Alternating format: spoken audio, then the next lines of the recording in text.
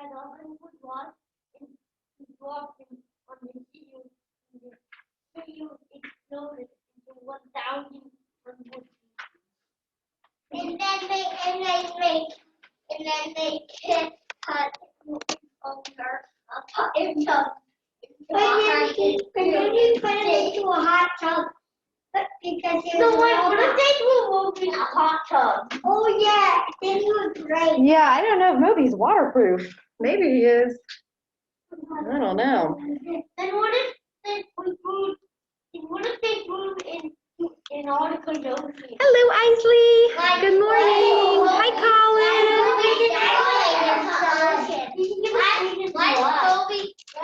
Moby turned into a drone. Okay, so far we've got Isley, Colin, and Finn. Hope y'all are doing okay. Let's go ahead and let's start going over the schedule, see what we're going to do today, and then we'll read a book and do some calendar. Okay, here is our schedule today. I'm going to check off drop off and coloring. We're all here. Next, we're going to do morning meeting, and then journals, then math. Elliot, then we're going to have a break for snack and recess. Then Miss Eccles will come for library. We're going to do a super quick foundations and social studies because we have Miss Cornblythe visiting this afternoon. And then story time, and then pack up and go home. So there's our schedule today. Let's start morning meeting by reading a book, and then we'll do some calendar time. So y'all wanted to read, some of you wanted to ask if we could read this for morning meeting. Definitely. It's I'm a frog. And there's one of our sight words, A. Good morning, Catherine. Let's see. First word is a bunch of, or first page is a bunch of piggies going ribbit, ribbit, ribbit. And we have ribbit. Oh, well, no big deal, really. And then Gerald has a little question mark. The question mark is like, huh? What? Ribbit. Piggy.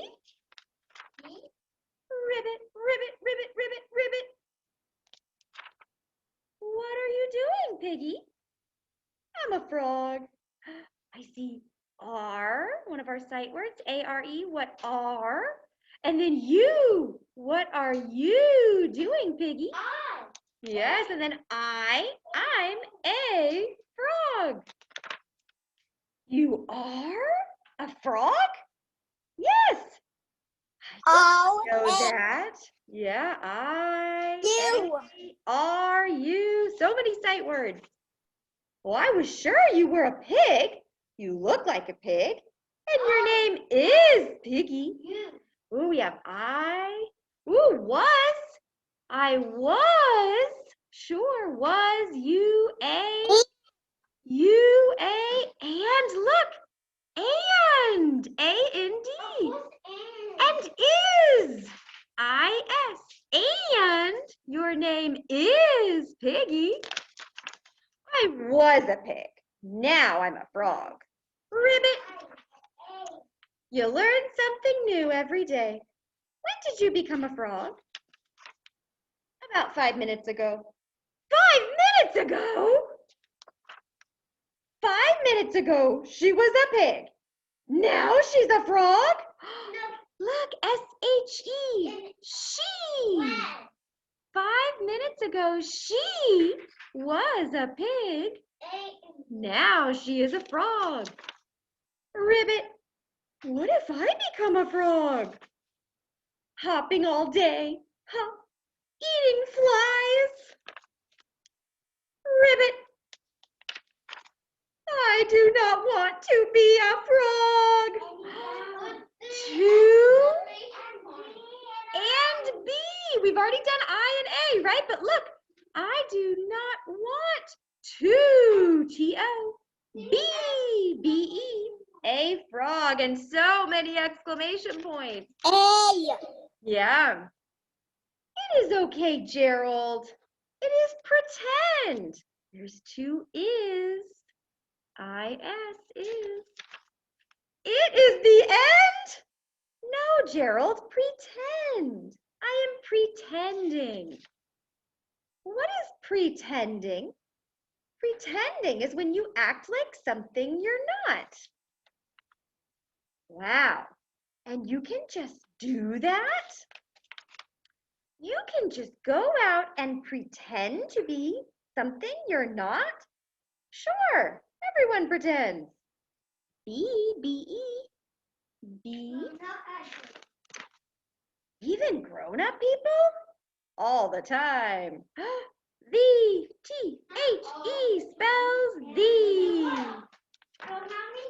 You really do learn something new every day. Yes, you. Do you want to try it, Gerald? Do you want to pretend to be a frog? A. Ribbit. I cannot. A. Yes, you can. Ribbit. No, I can't. Yes, you can. No, I can't. Yes, you can. No, I can't. Yes, you can. No, I can't. Yes, you can. No, I can't. Gerald, why can't you pretend to be a frog? Because I am a cow. Moo. Ribbit, ribbit, moo. Ribbit, ribbit, moo. Woof. The pigeon's pretending to be a dog and going woof. Oh my goodness. So silly. All right, let's do some calendar over here. Oh my goodness, we're almost done with our month. Our month is January. It's the very first month of the year, our new year, 2021. So if this month is January, next month will be February will be next month. Elliot, I'm talking. So let's see, January starts with a J, January. January. It ends with a Y, but it's an E sound, January. Let's figure out the date. Oh my goodness, we're almost done with the month. This was the beginning, middle, and end. We are definitely towards the end of the month. Yesterday was 26, so today is 20, 27, 24, 25, 26, 27. So 27 is a 2 and a 7 makes 27. A 2 and a 7. Let's put that right there for today. Look, we only have a couple days left of the month before we get a new month. Okay, let's figure out our day of the week. We point to the date and we go up, up, up, up, up. It starts with a W. W makes a wah sound, like wah, Wednesday, right? So I'm gonna move my arrow from Tuesday, that was yesterday, down to Wednesday with the W. There we go. Okay, let's do our hundreds chart. Whoa, we're almost filled up our hundreds chart too. It's almost our 100th day of school. Remember, we figured out that we were gonna fill this row on Thursday. Today's Wednesday. That means we're gonna fill this row tomorrow. Tomorrow's Thursday. Okay, let's see. Yesterday was 88. Here's the 9 row. So today would be 89, you think? Okay, let's count from the beginning of the row just to make sure.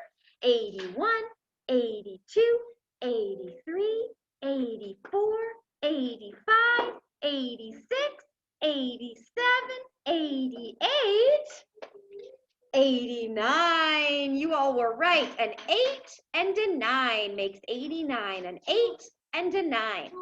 So that means tomorrow will be 90. Tomorrow we'll count by 10s to 90. Oh my goodness. Let's count how many more days until our 100th day of school. Well, let's try to guess. Let's see. We know that this row is 10. And then we have 1 here. So how many more days do you think? Ward thinks it would be 11 because we have 10 and 1.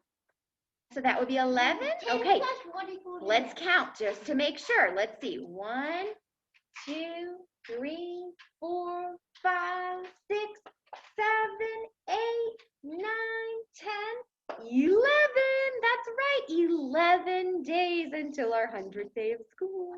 Very exciting. Okay, let's go back to our schedule over here. And let's do some checking off. And yesterday was oil.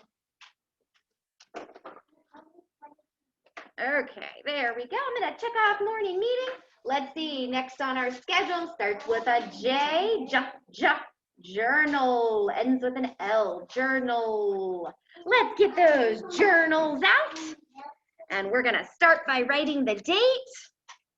We just figured out that the date today is January 27th, 2021. So a capital J, lowercase a, lowercase n.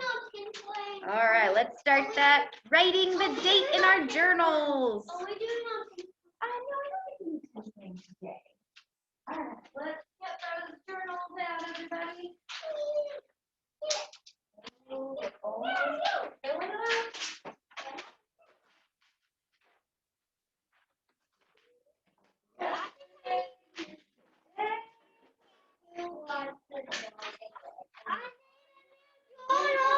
Ready to go.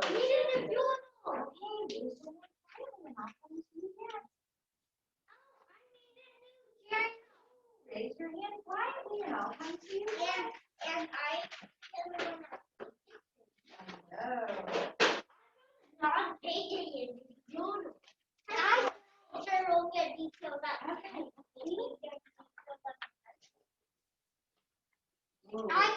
don't need to, but I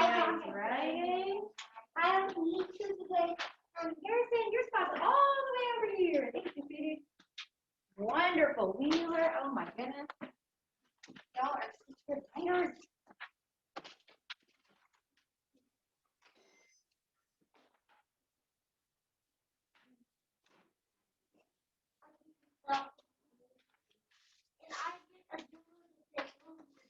Yes, I'm gonna look over your journals and then I'll send them home.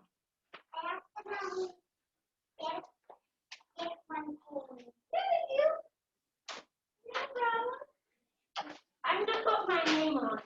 Okay, let's see what we're writing in our journals today. Did y'all get your date? All right, so a sentence always starts with a capital letter, right? Oh, Elliot, put the crayon away. Get your I got a new journal on when we were with. I remember that, yes. Okay, so we're gonna write a capital I. That's one of our sight words, I. Now, let's see if I can get the glare away. No. Okay, now we're gonna do a space because we're starting a new word. Starting a new word, so let's do a space and we're gonna do lowercase letters. L-I-K-E.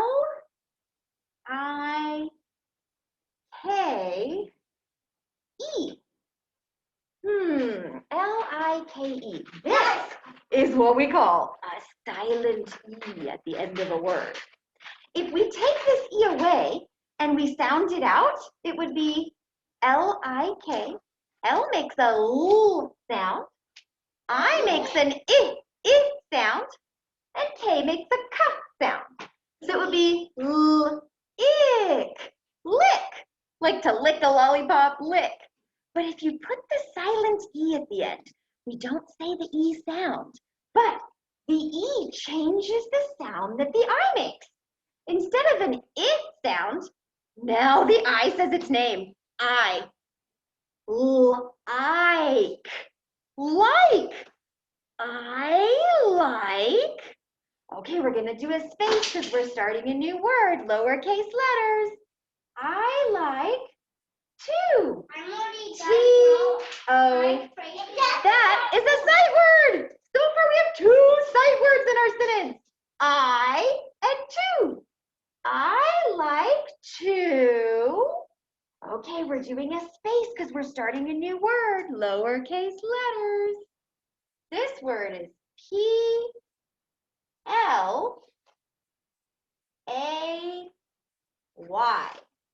Let's see, P makes a puff sound. L makes a L sound. A makes an A sound. And Y makes a Y sound. Let's sound it out, and then I'll talk to you, Elliot. Play. Play. I like to play. In our journals today, I want you to write and draw about something you like to play. I like to play cards. I like to play chess. I like to play with my mom. I like to play with my grandmother. I like to play outside. I like to play tag. I like to play sports. It could be anything you like to play. I like to play Legos. I like to play with construction vehicles. It could be anything that you like to play. Let's look at our sentence. Does our sentence start with a capital letter? Yes. Yes. Does our sentence have lowercase letters than the rest? Yes. Does our sentence have spaces between the words? Yes. Let's see how many words our sentence has so far. 1, 2, 3, 4. I like to play. All right, let's get to writing. I can help you finish your sentence when you need to. All right, Ellie, you guys in your meeting. Awesome. Ellie, what do you like to play? What is one thing you like to play? Ooh. Love it. Yeah. What? All right, there we go. Then you can try.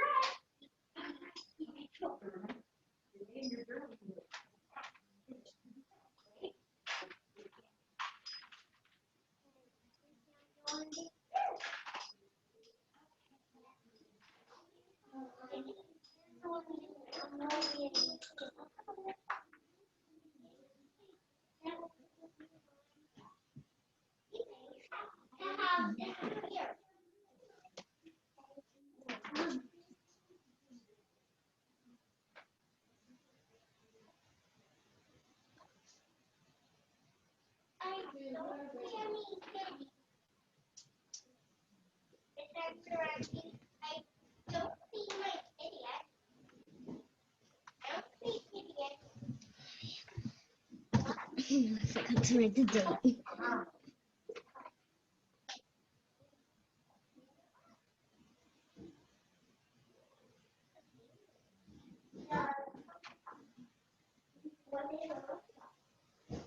And then adjust for the period.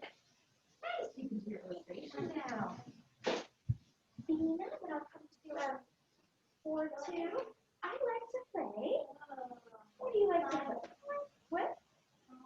Myers. You can show that out, right? Birds.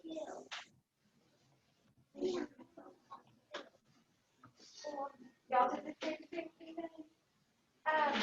Wheeler, are you writing?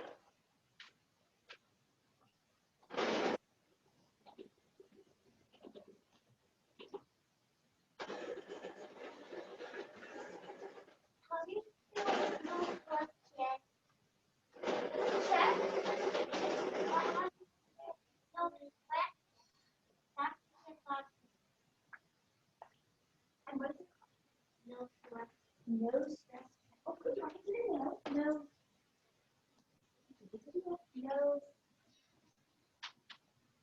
I know N-O. N-O sounds no. Is friends writing? Yes, Aya. I'm done writing the sentence. Oh, awesome. Okay, and did you finish it? I like to play. What did you write for what you Yep, like to I did. Oh, and then I'll check Collins I like too. to play with my mom. With your mom. I love that one. And then let me see. Let me see Collins here. I'll help you in a second for it. I like to play with my Legos. Awesome, Colin. And that is awesome writing. You did that by yourself today. Super cool. I love that you like to play with your Legos. Okay, so for chop, chop. Use your space. Start a new word. Letters. You do. So. Yeah. And I'll get you the phone later. S-H. It says S-H. It says S-H.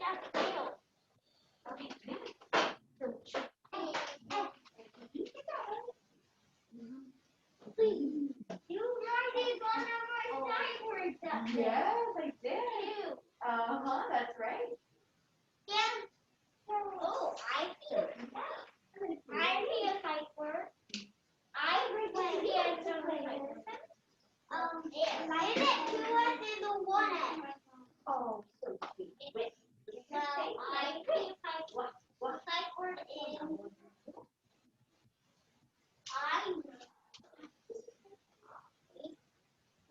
what kite word is I? I see I and 2. I see what kite word I and 2. So okay. Yep. I don't spell that.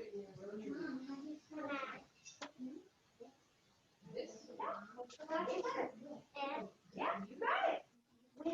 Is it 1 S or 2? 2.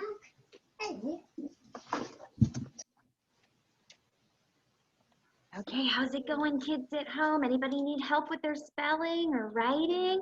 You can take yourself off mute. Let me know if you want to share, okay?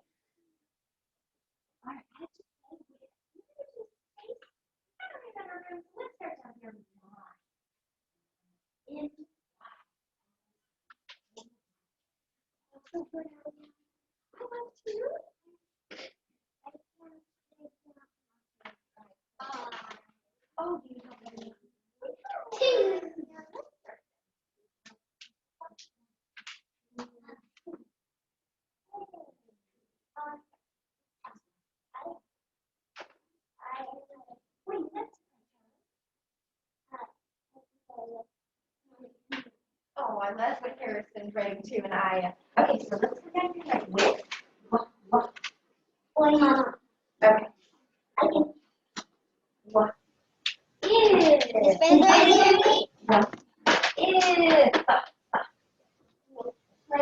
Yes, Aya. Yes, Aya. Oh, you're showing me. Okay, let me see. I like to play with my mom. Oh my gosh, Aya, I love that you did lowercase letters, you did spaces between words, you wrote in the lines. Amazing. Now you're ready for your illustration. You can draw a picture of you playing with your mom. Okay. There we go.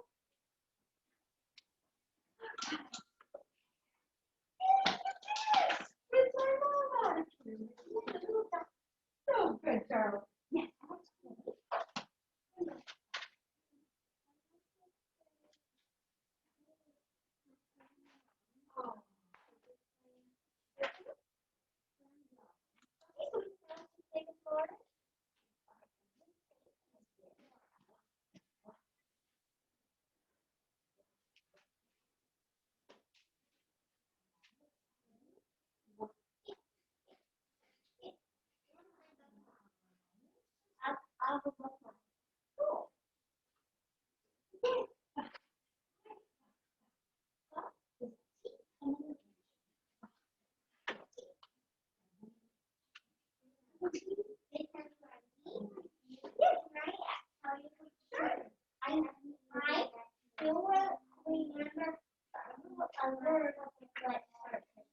Oh, yeah?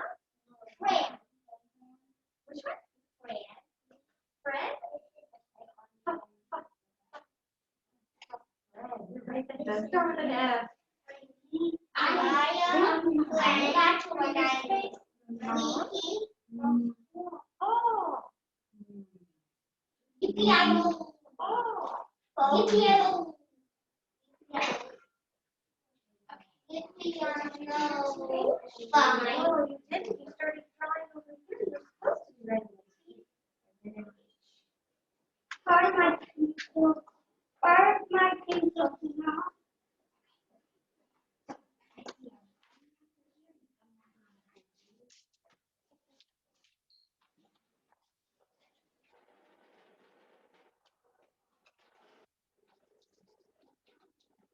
Is Vanderan? Yes, Isley. You want to show me your journal? What do you like to play? I like to play in your kitchen. Yes. Oh my goodness. And I love the illustration of you playing in the kitchen. Isley, you did some really, really good spelling there. Amazing. And there's even a period at the end of your sentence. Fantastic job in your journal, Isley. Okay, Ford wants to share his. Ford did, I like to play no stress chess. And look, wants me to continue. Oh, look at that. I see that. So good, Ford. Catherine, were you wanting to share your journal or did you want to say something? I'm gonna say what for Charles has a question. I'll be right there, Wheeler.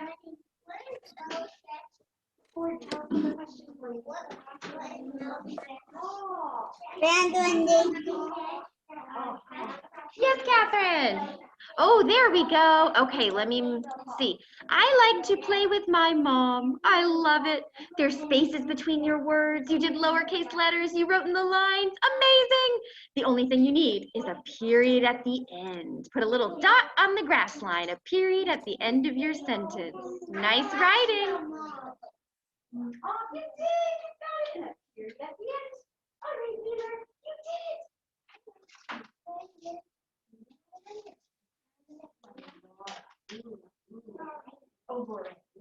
Is Fender ready? Yes, yes, I am. I want to show you my illustration. Oh, okay. Let me see the illustration of you playing with your mom. There's That's your me. mom. Okay, there's We're you. playing PJ Masks. That's my mom. She's holding Gecko. That's me, and I'm holding Owlette. We're playing PJ Masks.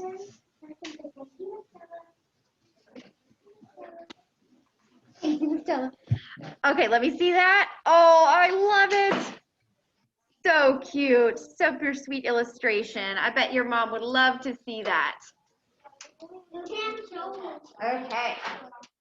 Let's see here.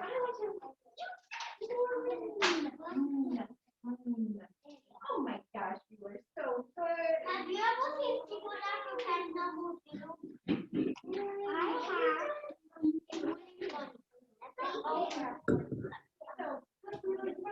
It's really fun. Okay, everybody. It looks like we're done with our journals in the classroom. How's it going, kids at home? Ooh, Finn, you want to share your journal with us? Let's see. I like to play with Dragonfly. I love it. I love your illustration. You remember that Dragonfly? I remember Dragonfly. Dragonfly helped so much when we were doing our lesson yesterday. Dragonfly had amazing handwriting. Oh, very good job with your journal today, Finn. I can definitely see why you like to play with Dragonfly. Okay, y'all did such great writing today in journals. I'm very impressed. Let's do some checking off on our schedule here. We're gonna check off journal. Next on our schedule is M-A-T-H. TH makes a th sound. So let's sound it out. Math. Math. Next on our schedule is math. All right, y'all, for math today, eventually, you're gonna need your math books and a pencil. But first, you're gonna need something to count. I'm gonna use blocks today. You can use blocks, you can use bear counters, you can use coins, Legos, pennies, beads, anything you want, but you're gonna need something to count.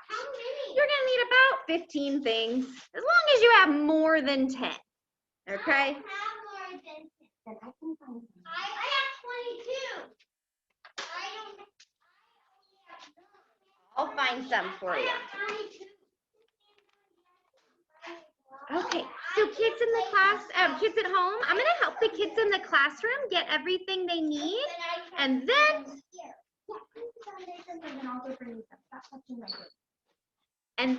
I will come back and get y'all set up too, okay? So I'm gonna help the kids in the classroom get their blocks out, and I'll be right back. My blocks are not enough. I'm gonna use this little cute unicorn. That's fine, as long as you have something to count. It is super cute.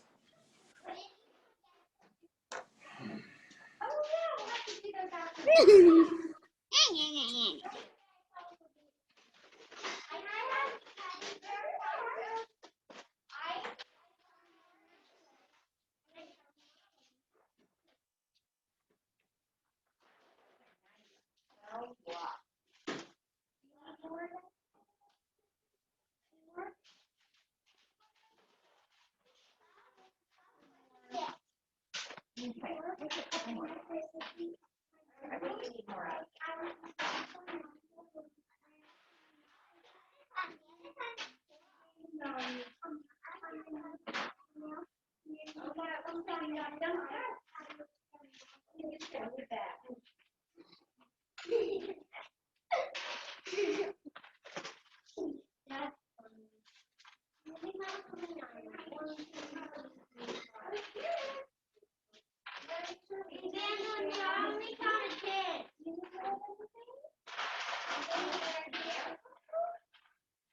be right over, Stuart.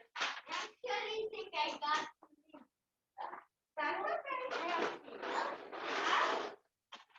Okay, so before we start our math real fast, Harrison wants to show you his journal. He did some really good writing. He says, I like to play with my mom. So sweet. There's also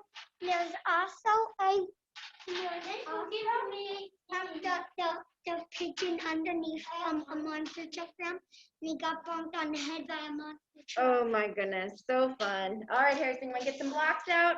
Okay, so I'm gonna use blocks, but remember, you can count with anything as long as you have more than 10. Okay, everybody, let's make a group of 10, except I want it to be a row of 10. So we're gonna make a row of 10. You can make a row of 10 teddy bear counters. You can make a row of 10 Legos. You can make a row of 10 blocks, as long as you have a row of 10. Let's make sure I have 10 here. 1, 2, 3, 4, 5, 6, 7, 8, 9, 10. Yes. Here, so will you please put the markers away and move the blocks for this?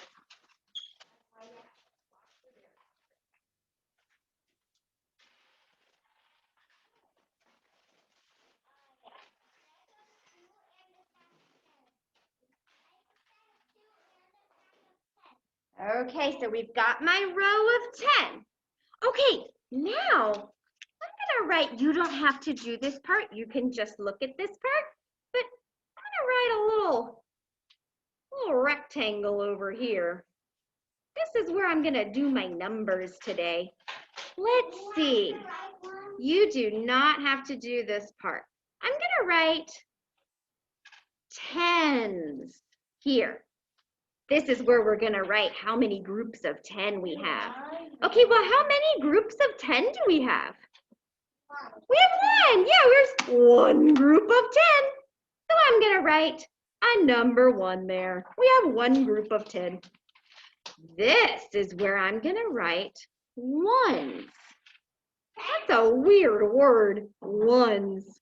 These are ones that we have left over, that are not in our group of 10, that are left over. I'm gonna add 1 block here. How many extra ones do I have? 1. I have 1 extra one. So I'm gonna write a 1. Yeah, a 1 and a 1? That is 11. You're right. How many blocks is this? 11, 10, 11. You're right.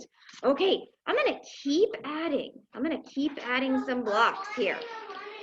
Let's see. How many groups of 10 do I have, Harrison? How many groups of 10? How many groups of 10? Just 1 group of 10. So I'm gonna write a 1. How many extra do I have, Harrison? How many extra? Yes, I have 2 extra ones. So I'm gonna write a 2 there. Ooh, how many blocks do I have? 1, 2, that's the number 12.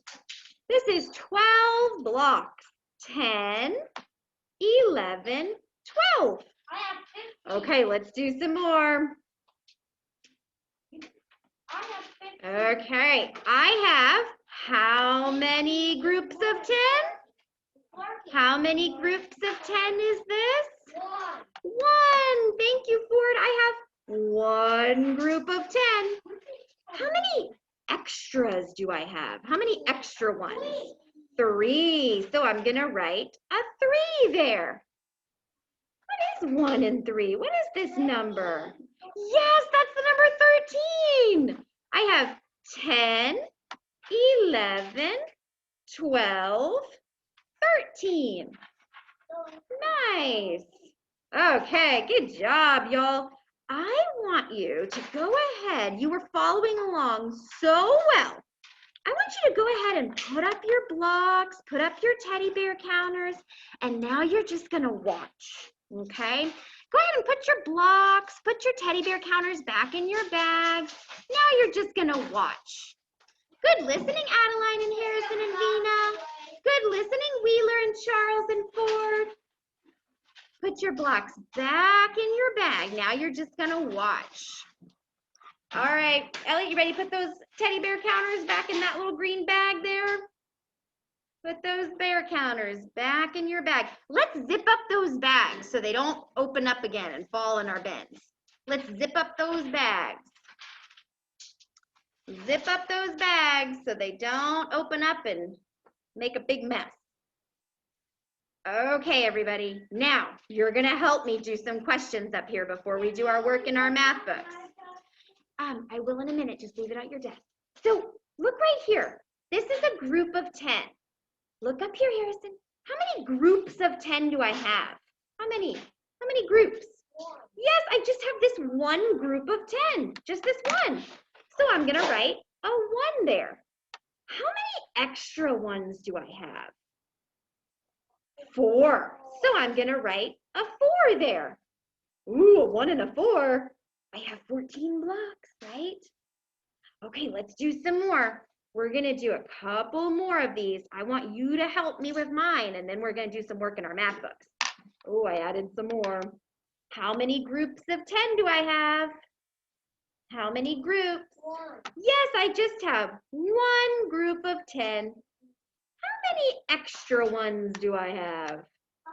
1, 2, 3, 4, 5. Yes, I have 5 extra ones. Ooh, a 1 and a 5. How many blocks is that all together? Yes, this is 15 blocks. 10, 11, 12, 13, 14, 15. Okay, let's go back to doing a little bit easier of ones. Let's see here. How many groups of 10 do I have? Yep, just 1 group of 10. How many extra ones do I have? 0. 0. I have 0 extra ones. Look at this. What number is this? 10. 10. I have 10 blocks altogether. Look at that. Okay, let's do one more, and then we're going to do some work in our math books. Let's see here. I have how many groups of 10? 1 group of 10. How many extra ones do I have? 2. Look, a 1 and a 2. That's the number 12. 10, 11, 12. Nice. Okay, everybody, let's do some work in those math books. So all of your blocks and bear counters should have already been put away, right? And let's do some work in those math books. Let's get your math books out.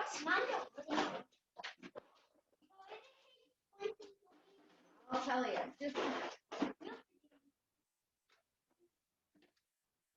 And we are going to turn to page, you're right, Ford. We're going to turn to page 23, a 2 and a 3.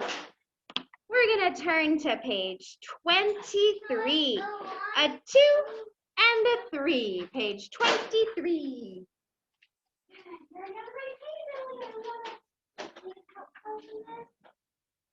There we go. All right, page 23, everybody. I'm already at page 23. Oh, so tired. And Harrison's almost there. Vina's almost there. Page 23, or 2 and a 3. I know how to get there. Okay, anybody in the classroom need help finding the right page? I love how Colin has his pencil and math book ready. He's ready to go on the right page, page 23. Well, look Which at this. page are we going to again? We're going to page 23. A 2 and a 3. Page 23. Page 23. Okay, so Oh, that it makes looks like this is just like what we were doing with our blocks. They have a group of 10. 1, 2, 3, 4, 5, 6, 7, 8, 9, 10. Okay, let's circle that group of 10. Circle that group of 10. Is everybody circling that group of 10? Nice work. How many groups of 10 did we circle? How many? Just one. We circled one group of 10. So we're going to write a 1. We circled one group of 10. So we're going to write a 1. How many leftover ones do we have? How many extra ones do we have? 1. So we're going to write a 1. We have one group of 10 and one extra one. Okay, let's do the orange blocks now. Circle that group of 10. Circle the group of 10. How many groups of 10 orange blocks do we have? How many groups of 10 did you circle? 1. We're going to write a 1. How many extra ones do you have? 2. So we're going to write a 2.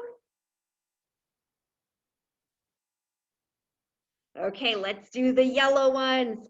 Circle that group of 10. Circle the group of 10 yellow blocks. How many groups of 10 did you circle? How many groups of 10 did you circle? We just made one circle, one group of 10. We're going to write a number 1. How many leftover yellow blocks do you have? 3. We're going to write a number 3.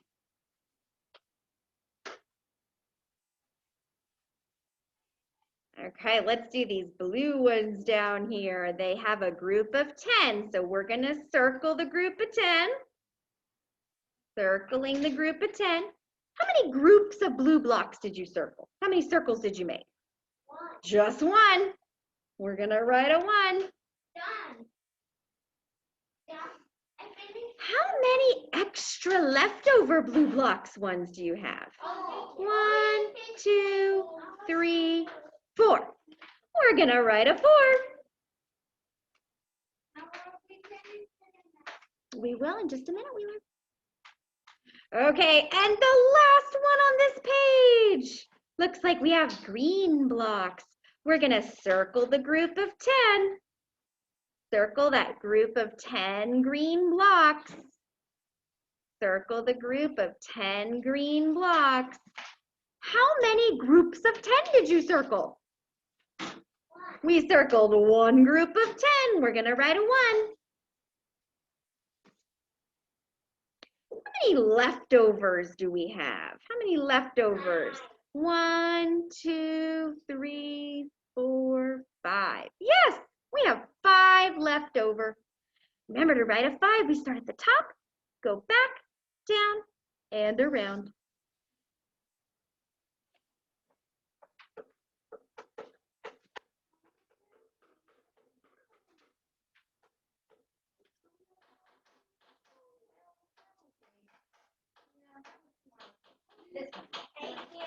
I thought that was the one you were doing. Yeah, no I problem. couldn't find it. Oh, well, no problem. When it catches up to it, we're going to do it. Okay, you can do this together.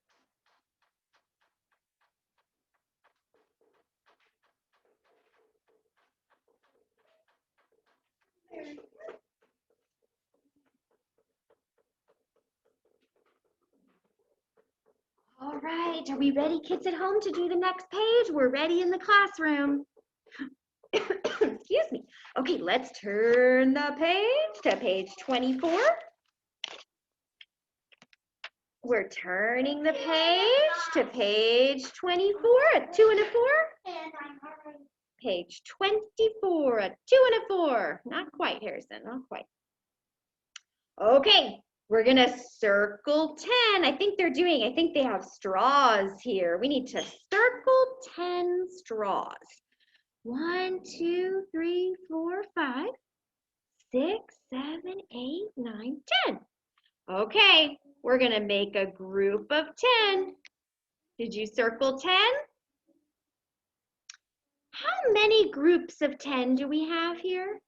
How many groups? Yep, just one group of 10. How many leftover ones do we have? How many leftovers? How many are left out of our group of 10? 1. Well, look at that. A 1 and a 1 makes 11. We're going to trace their 11. So how many straws do we have? 11. We have 11 straws.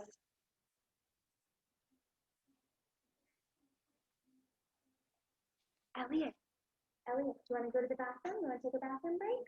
No?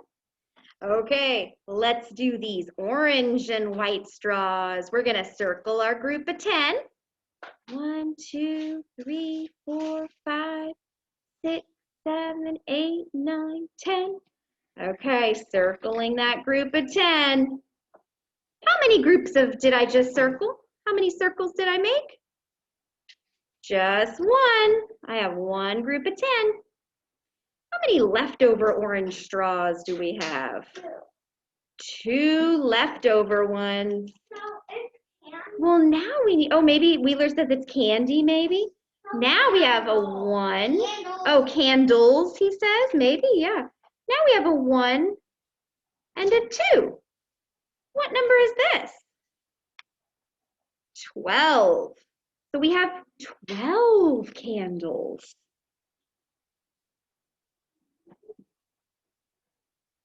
Elliot, why don't you go to the bathroom, sweetie? I'll come with you. You sure? Okay. All right, let's circle our group of 10 blue candles. And how many groups did we just circle? We just circled one group. How many leftover blues candles do we have? We have 3 leftover ones. Elliot, are you doing this writing? Elliot, are you doing this writing? So a 1 and a 3, that's 13.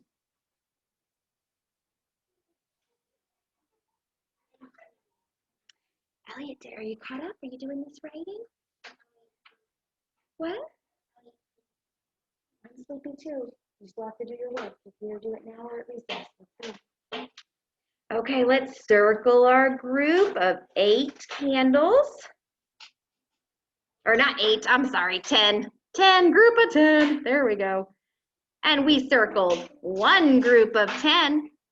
We have one circle, one group of 10. How many leftover do we have? 1, 2, 3, 4. We have 4 leftover ones. Well, a 1 and a 4, what number is that? That's 14. So we have 14 red candles altogether.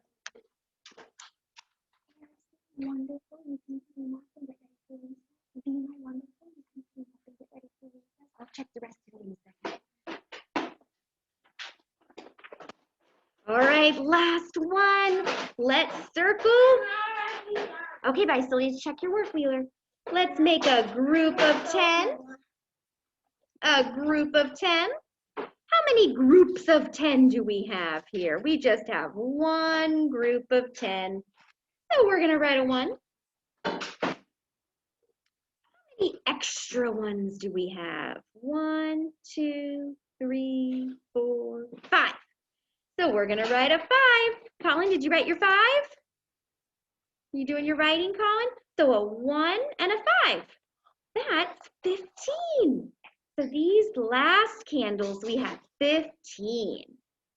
And remember to write a 5, we start at the top, go back, down, and around. Okay, I'm gonna leave this up here for a minute, kids at home, so you can catch up if you need to. And kids in the classroom, I'm gonna come around. check your work. Okay, Elliot, let's see. Let's get, oh, you did. Okay, but you can do your circling still. You're circling, and then you're all done. You got circle over group to 10. Very good.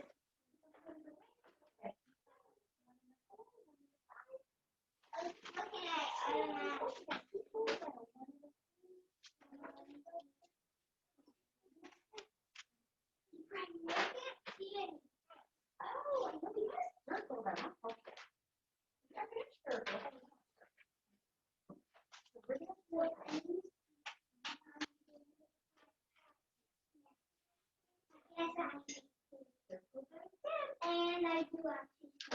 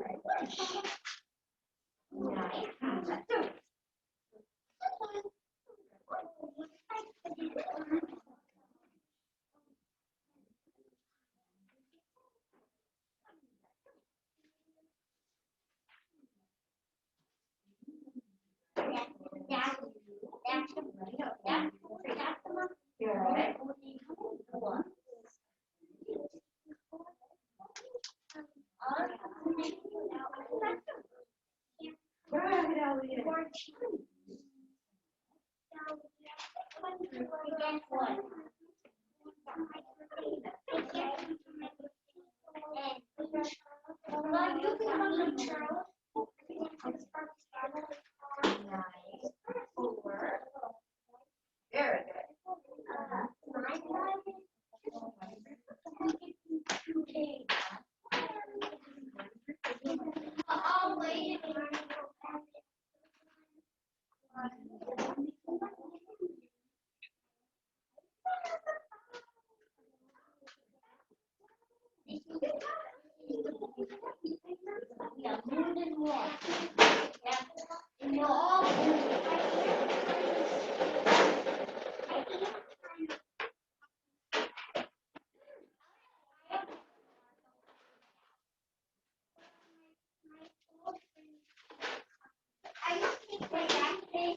Yeah, just in case you can take your jacket. All right, Kirsten, your socks over here. Okay, how's it going, kids at home? Are we done with this page? Okay, I'm gonna switch my camera back.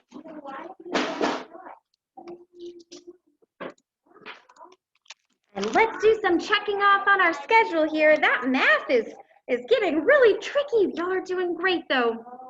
Okay, we're gonna check off math. Next on our schedule, we have a break for snack and recess, and then library. Miss Eccles is gonna come use my Zoom for library, so we can stay in this Zoom if you want to. I'm just gonna mute myself and stop the video, and I'll see you after the break for library. I'll see you for library, everybody. Good job with your math.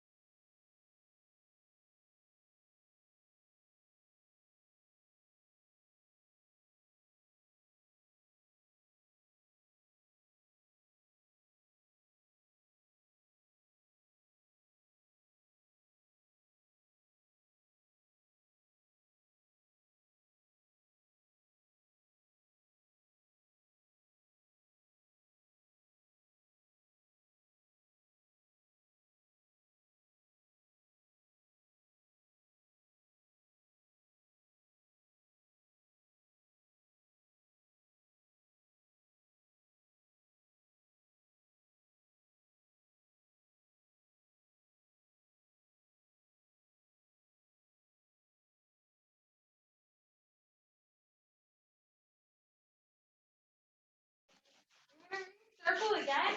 So I brought another book that is not circle, but it is written by the same author and the pictures are by the same illustrator.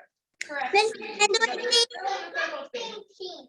Exactly, the same team. as people. Yes, Then, Catherine. do you We remember cannot when I see you. There we go. Now you can see me. A pig the pug Okay. book. I brought a pig the There pug we go. book for us. I'm gonna And check the off extra snack and time, we can recess. practice drawing Trevor. We're gonna do We some draw a pig, library we can now. draw Trevor. Daisy is sitting on the couch. What do you think? What's that, Catherine? Daisy is sitting on the couch. Let me see What are Daisy. you hoping would happen? Oh my goodness. Hi, Daisy. You are such a cute puppy. Circle. So Yeah, cute, What do you like Catherine. about it, Elliot? Wait, I'll buy her some toys now. The waterfall?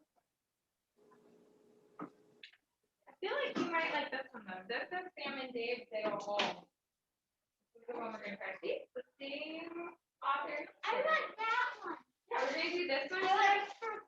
And then because this one is so short, we're gonna squeeze in Pig the Fibber at the end. We like our Pig the Pug book. the pug.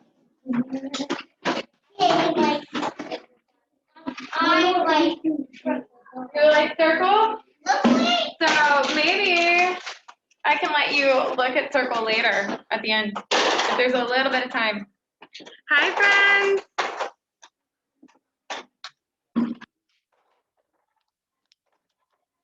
I hope it's pig will see her. Miss Eccles, we can't hear you. Dogman? Oh, am I still muted? Oh, here we go. I think that might have been because I wasn't saying anything. I said hi and then I sort of moved. Maybe it's Hi. sorry. Are you okay? Is it pig will see her? Is it pig will see her? That one's looking. It's Pig the Fibber, yes, because we've got two books because we're ahead here. And we really seem to live here in our stories in this class, don't we? All right, I'm just signing into the Zoom with my iPad. Hi, friends at home. Hi, Colin. Hi, Aya. Hi, Finn. Hi, Catherine. And are we just making me kill food? Who are we making? So we might be making Trevor today. But we're gonna start with two tricks, or two truths and a trick about circle. That little game we've been playing lately. I'm gonna Are we make, going to be picked up? gonna do one. I got one Pig the Bug book. So the plan for today is, since we have finished our shape trilogy, I went ahead and I brought a book that is from the same team who made all of our shape books. Miss Eccles? The same team, and I brought a new book that they made together. So this book is also written by Mac Barnett. It's also illustrated by John Clausen. So this one's pretty short. So we're gonna do this Miss one Eccles? and Pig the Pug today. Yes. Yes, Maya? I've read the other book before, not the circle one or the pug book, the other This one. one? Oh, great. Maybe you'll notice something Yeah, I different have that on today. my dad's. I have that one. Ooh, I amazing. got my dad's. It's really funny. Miss Eccles, I Mhm. have one. I have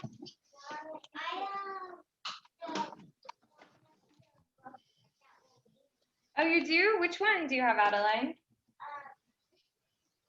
Sam and Dave. I have Sam and Dave. I don't have any of those. Yeah. I have Sam and Dave. Pig the Pug. I have both. I have Sam and Dave. I have Sam and Dave. I have both. I have Pig the Fibber. I have Pig the Fibber. All right, here we go. So to go back and have a little moment for circle, we're gonna do a quick little game that's gonna see how well we remember that story. All right, so this is two truths and a trick, and it's gonna see how much we remember from our book, Circle. True truths and a trick. So remember, in this game, I'm gonna read 3 sentences to you, and 2 of them are gonna be true. One of them will have come up from Miss Eccles' imagination. So it's fiction, it's all made up.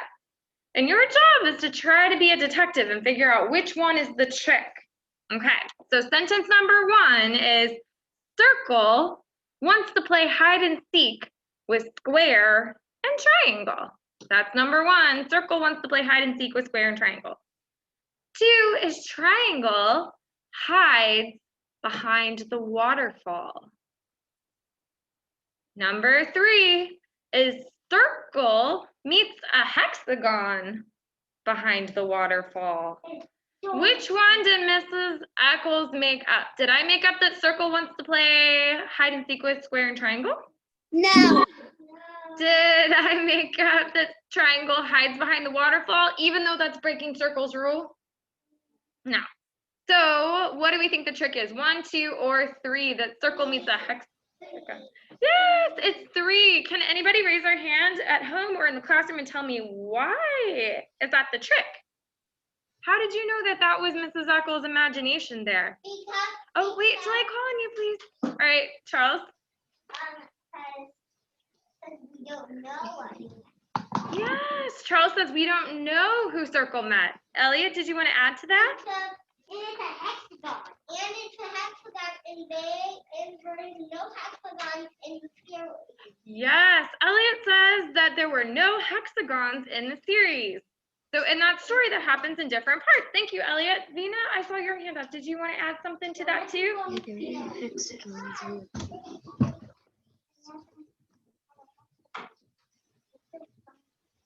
Yeah, Vina says also, we didn't see a hexagon or anything like that.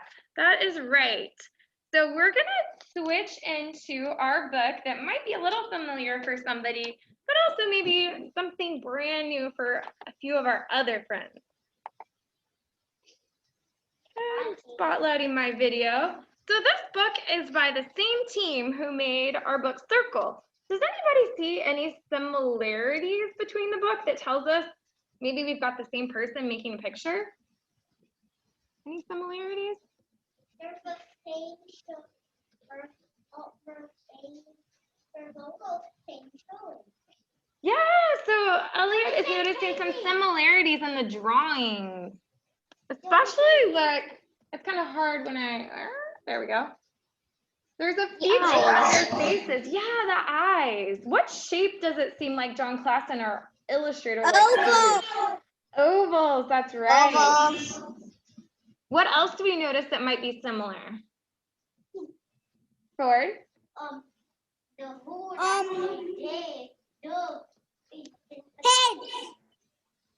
Yeah, maybe the shape of the heads. What about the colors? Does anyone see the same colors? Oh yeah. It's watercolor. They're both Mhm. watercolors. Ooh, watercolors. Yes, he used the same type of paints or watercolors to make these. Also the colors. What colors does he seem to really like? Black, white, orange cream. Not very bright colors, sort of softer colors. Those are some clues that we've got the same author and illustrator. You cannot do it. All right, so keep a special eye on this book and on the illustrations especially, because this book is kind of cool. Even though the authors and illustrators work as a team to tell the story, sometimes they tell the story in different ways. So the words of this story might be telling you something different than the pictures in this story.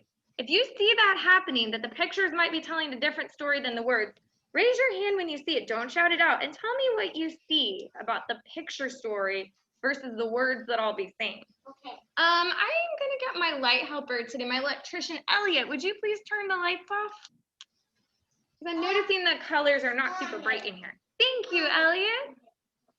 While we wait for Elliot, let's make a guess. Is this book going to be fiction or nonfiction? What do we think?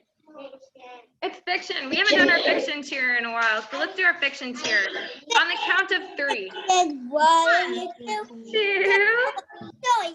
Oh, not Oh, wait, hold on. Sorry, I think Birdie got ahead of us, so we're going to try one more time. 1, 2, 3. Fiction, fiction. What do you do? Tell us stories that are not true. Can we switch the speed up to fast forward speed mode? All right, we're gonna do it in speed mode on the count of 3. 1, 2, 3. Oh, hold on. You're ahead of us, or Catherine, you're ahead of us again. Let's go all at the same time. I'm done. All right. I'm done already. I'll wait till it's quiet so we know that we're starting together. 1, 2, 3. Fiction, fiction. What do you do? Tell us stories that are not true. Very fast. You all know it. Here we go. Here's our first picture. Ooh, it looks like a snack. One of my all-time favorite snacks. Does anyone else like these? Apples. I think these are apples. This is Sam and Dave dig a hole. And notice we've got some cute pets here. Bless you. On Monday, Sam and Dave dug a hole. When should we stop digging? Asked Sam. We're on a mission, said Dave. We won't stop digging until we have found something spectacular. Without shouting out, what does the word spectacular mean? Well, please do not shout. Really good. And, all right, I see a few hands raised. I'll start with Adeline. What do you think? Okay. Hey, Isley, I see your hands up. What do you think that word spectacular maybe means? Spectacular means amazing. Amazing. All right, a few other hands are still up. So let's see. Ford, we've got really, really great, says Ford. Wheeler says Really cool. really, really cool. I love it. Dina says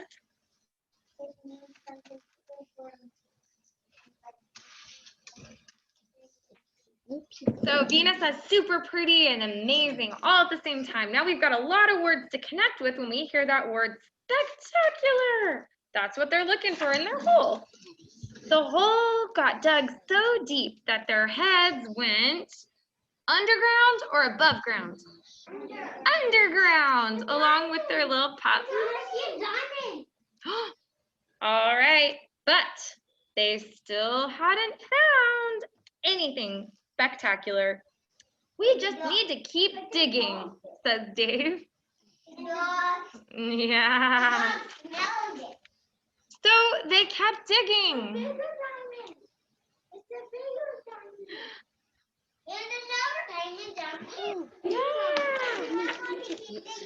So they'd been digging a while and they took a break.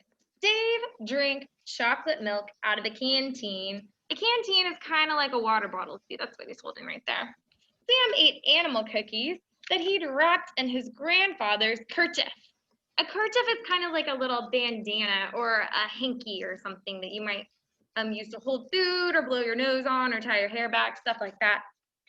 Maybe, said Dave, the problem is that we're digging straight down. Don't shout out.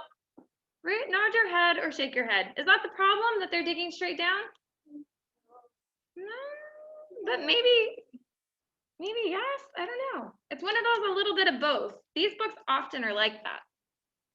All right. Yes, said Sam, that could be the problem. I think we should dig in another direction. Yeah. Yes, said Sam. They came really close to anything. That's a good idea. Do you all think it's a good idea to go in a different direction now? No way. All right. I have a new idea, said Dave. Let's split up. Really, said Sam. Just for a little while, said Dave. It'll help our chances. Now, again, the pictures might be telling us a different story. What do you think the pictures are trying to tell us they should do? Mm-hmm. Well, and the dog not only sniffed it, what does it look like the dog did? He's digging it. Yeah, he's digging in. And they don't even know. So Dave went one way with his shovel. Sam went the other way. Oh no, they're gonna get lost. But they didn't find anything spectacular.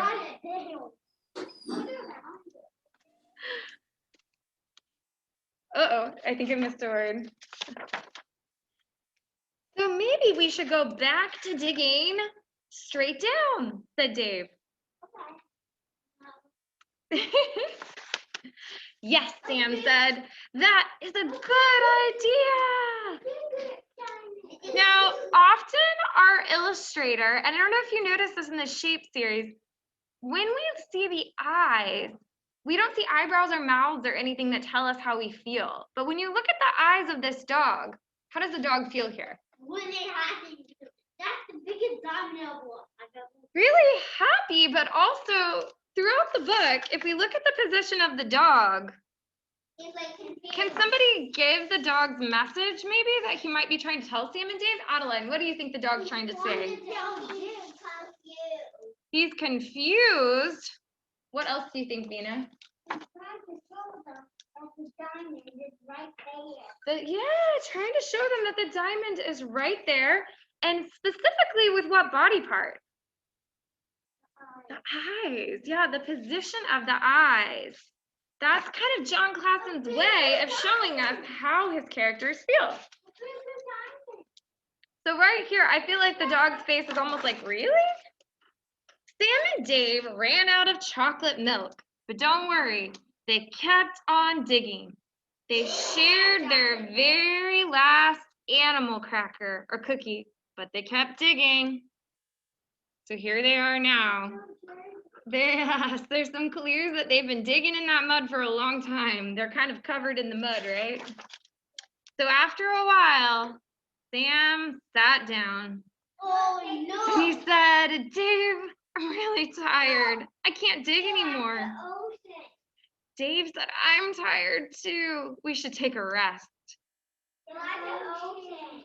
Ooh, yeah, the ocean. Look what the And the dog- puppy found a what? A bone. A bone. I think What do you think, Wheeler? I think A bone fossil from a dinosaur. Maybe. They're so deep down Mm-hmm. that they're running out of air. Oh, poor things. Wheeler is concerned that they're so deep down in the earth that they might be running out of air. No. The air can come down. Ford says, don't worry too much. The air can come down. So, whatever's going on, the words of this story right here say, Sam and Dave fell asleep. It doesn't look like the puppy fell asleep. Uh-oh, the bone and the puppy. It's underwater. Sam and Dave were falling.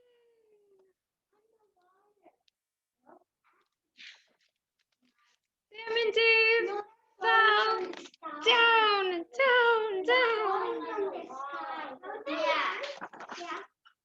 Until wherever they weren't. We don't exactly know. They landed on some soft dirt. Well, said Sam. Well, said Dave. That was pretty. What were they looking for? Spectacular. And they went inside for their very favorite snacks, chocolate milk and animal cookies. Meanwhile, Doggy got his bone. And that's the end. So, in this book, what was the spectacular find?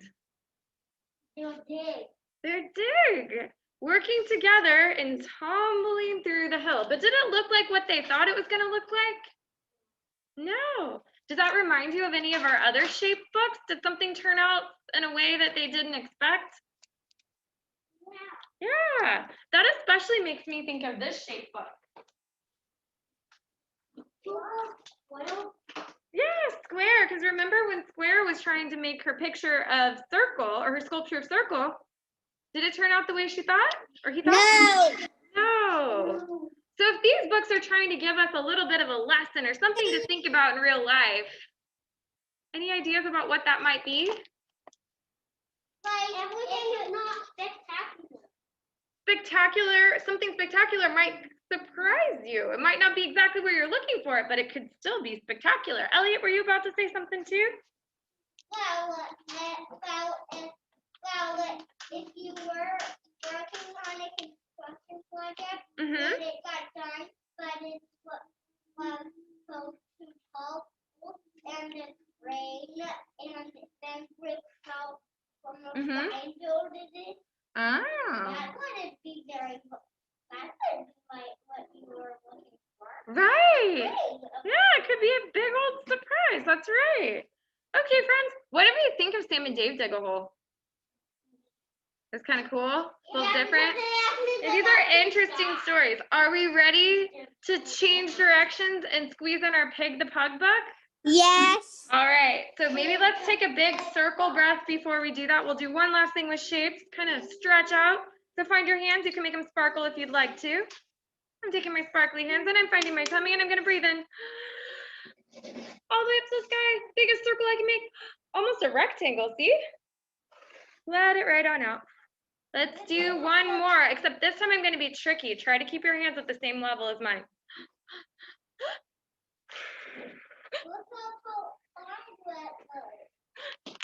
And this one's gonna be a zigzagger.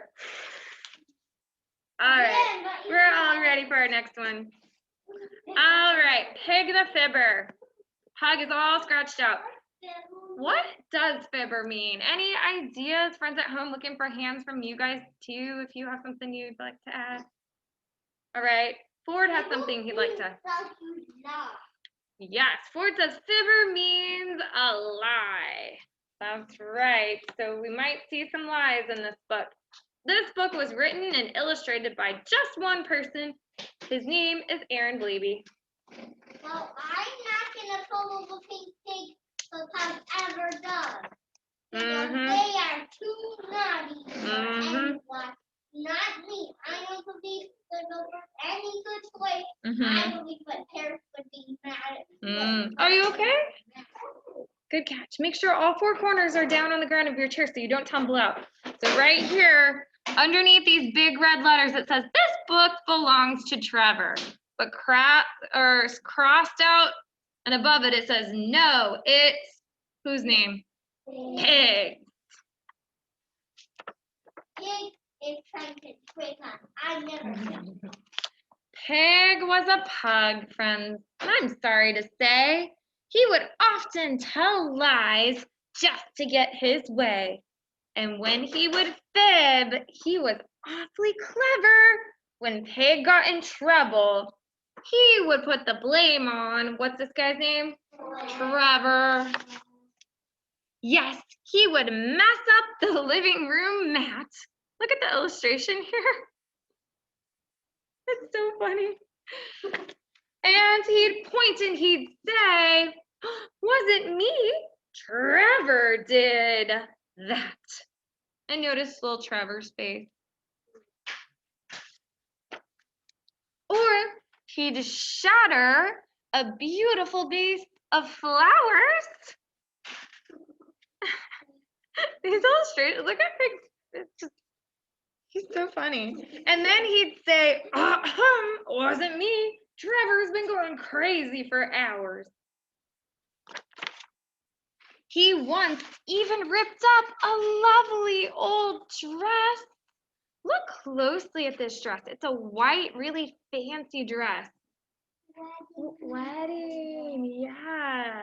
He ripped up someone's wedding dress and then he hid behind Trevor and made him confess. So confess means to say, it was me. Why do you do this? Asked poor little Trevor. I thought we were friends. But Pig, as he walked away, he said, whatever. How do we feel about Pig right now? Bad. Not some good choices there. I don't think Pig would like to be treated like that. I feel deep down about Pig's behavior of that. Look what I'm doing. So maybe we can give Pig some suggestions after this. All right. Then came a day of Pig's sneakiest plan. He said, I'm gonna steal all the treats that I can. So he looked up in the closet high. Up here it says Jumbo Dog Biscuits. But before I can get 'em, I need a good lie. I don't think you can do that. Never. And then, can we handle a little bathroom humor today? It's in the book. He did that. It was stinky, it was grim, but he pointed at poor Trevor and said it was him. So Trevor was taken outside to get some air, and it was Pig's chance. So he climbed on a what? Chair. These treats will be all mine, he said. I'll gobble them all. But behind those treats, and are bowling balls really light, or are they kind of heavy usually? Heavy. All right. It's supposed to turn to a bread. Was a big old bowling ball. It's gonna bump him on the head. What do you think Pig would be saying right here? No. No. I'm gonna get my head's gonna fall. Oh, buddy. It's gonna say, oh, great. So these days, friends, it's different. I'm so happy to say Pig has stopped lying. Hip, hip, hooray. And your sweet Trevor giving him a little snuggle. He may have some bruises. He may be missing a tooth. Because all of the dogs missing a tooth. And all the dogs eat them. He's missing a Oh, that's right. Adeline is pointing out that the dog treats are still on the ground from when they fell out. And then Harrison is noticing, yep, missing a tooth. Here's our last page. So it says, he may have some bruises, he may have one less front tooth, but he's learned his lesson. That's the truth. His nose is broken. I know, his poor little nose. Isley, what did you think of this Pig the Pug? Have you heard this one before? I love that. I have it. I have that. And I love it. I have that book and I've seen it. That's the best one ever. All right, friends, we have about 5 extra minutes. So I thought maybe today, you know how we had a day where we learned how to draw Pig? We can do a really quick little follow along drawing of Trevor. So if you're in the classroom, I'm gonna say get out a pencil to draw with, and I'm gonna give you paper. If you're at home, get out just a pencil or paper. Or if you wanna draw it on your whiteboard so you can erase it, you can draw it on a whiteboard. And do I have to draw him? Yeah, try on a whiteboard.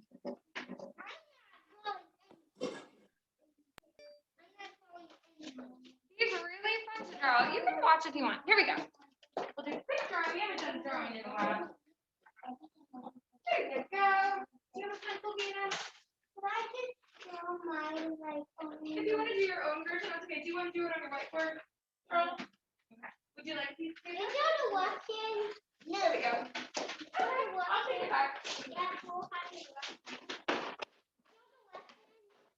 there are going to be directions on the screen. All right. So we'll just do a quick little Trevor. We were doing heart shapes in one of my other classes today. Okay. So we've got a pencil. I'm going to bring our friends on Zoom back so I can see you all. And if I'm going too fast, you can tell me. I am? All right. So Trevor starts with kind of a swoopy line on top. That's the top of Trevor's head. If it's a little too big, you can redo it. Then you're going to come down on his forehead. Make that side a little bit longer, okay? Then, and I'm gonna run out of room, so my nose is gonna be a little short. We're adding a line out from his little nose. If your Trevor looks different, that's okay. Trevor looks different on every single page. All right, then his little mouth comes down, kind of swooping down like that. And you can add his nose. Then I like to add a smile for him, like that. And some dots for some little whiskers. Okay, now we're gonna do his ear. So come back over to this side and kind of swoop down on one side. Then come up. There's his little ear. And I don't think we have time to do his whole body, so we're just gonna do his little head and his little neck. His neck comes down from the bottom of his chin. Oh, see, I messed up there. And then you can kind of draw where his back would be. And then you can do his eyes. Now his eyes can be a lot of different ways. Usually they're really big and round. Let me find a picture in the book to show you. Kind of like this. And then sometimes you can even do an extra one like that. And then give him his eyebrows. So just like that. And then his little eyebrows. And I like to add a collar because usually Aaron Blaby always does a collar, so like a little necklace, and then I color mine in. Can you read, Yeah, I can go back a little to the eyes. No. Where? Like the nose. To the nose? Okay. I'm just going back just a little bit. Here? Okay. So we did nose, and we did some dots for his little whiskers, a smiley mouth. Then for the ear, we came back up to the top. We came down right here. And see how there's a little point? And then we brought it up like that. There's his little ear. I know how to draw my dog, not Trevor. And then he's got his little eyes, or 2 circles. His little eyebrows. Then his neck comes down to the bottom of the page. Then this part just goes down a little, and then you have his back and his little collar. Do we have any Trevors at home?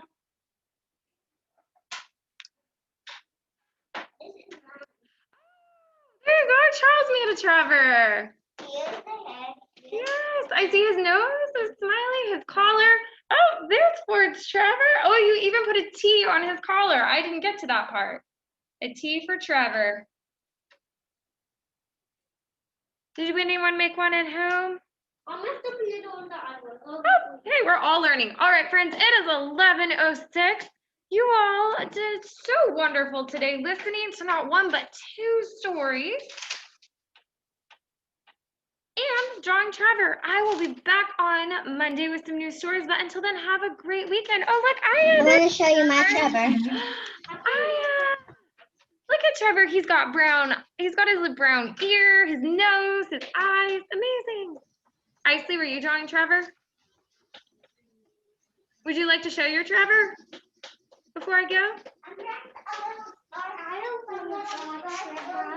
This is my Trevor. Oh, look.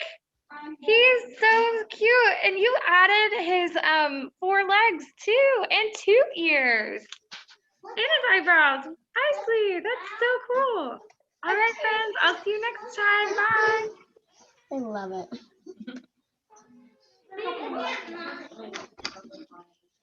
Yeah, thank you.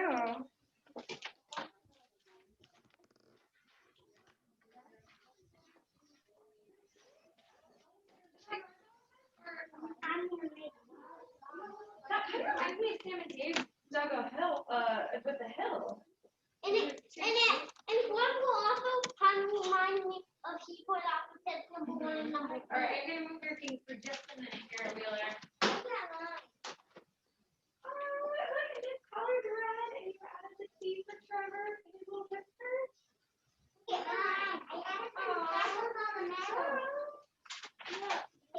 Detail and eyebrows. I'm calling my name. She's so cute.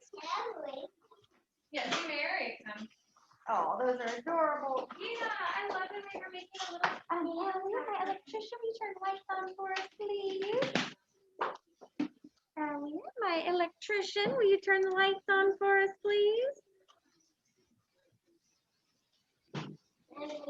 Elliot, we're waiting. Thank you. No, that's okay, Ford. Thank you, Elliot. Okay, everybody, we're just getting ready in the classroom here.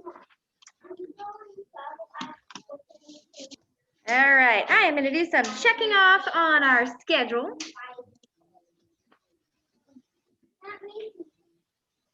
Okay, let's check off library. Thank you, Elliot. Let's check off library. Next on our schedule, we're gonna do a teeny tiny bit of foundation, a teeny tiny bit of social studies, and then Miss Cornbliss will be here. I also finished coloring. Okay, I actually so- checked off foundation. Can I finish coloring? yes, you can. All right, so for foundations today, I am going to tell you, you don't actually have to get anything out. I'm gonna tell you a word. I'm gonna say a word, and I want you to tell me, does the word start with the letter P? Does the word start with the letter L? Or does the word start with a PL? Does the word start with a P sound? Does the word start with a L sound? Or does the word start with a pull sound? Okay? Well, I haven't told you the word yet. How do you know? I haven't told you the word, right? Okay, your first word, I want you to tell me which one it starts with, is the word pat. Like to pat on the head, pat. Yes, pat starts with a P. What about the word love? Like I love you. Yes, that would be L. What about the word play? Play. Yes, that would be PL. That would be a PL. Play. Okay. What about the word lock? Like lock the door. Lock. Yep, that would be an L. What about the word puppy? Puppy. Yep, that's just a P. Puppy. What about the word plant? Like plant a tree? Plant. Pull. Plant. Yep, that would be a PL. All right, nice job, y'all. Very good. We just did a quick little review for foundations. I want to be able to keep talking about Rosa Parks and social studies before Miss Cornbliss gets here. So, check off foundations. We'll do more with foundations tomorrow. Don't worry. But for today, with social studies, remember, Rosa Parks was this important civil rights leader. She turned into a civil rights leader because she was really, really brave. Yes, and you're gonna need the coloring. Let me get that. And we're gonna read a book about Rosa Parks, and you can do some coloring while we're reading.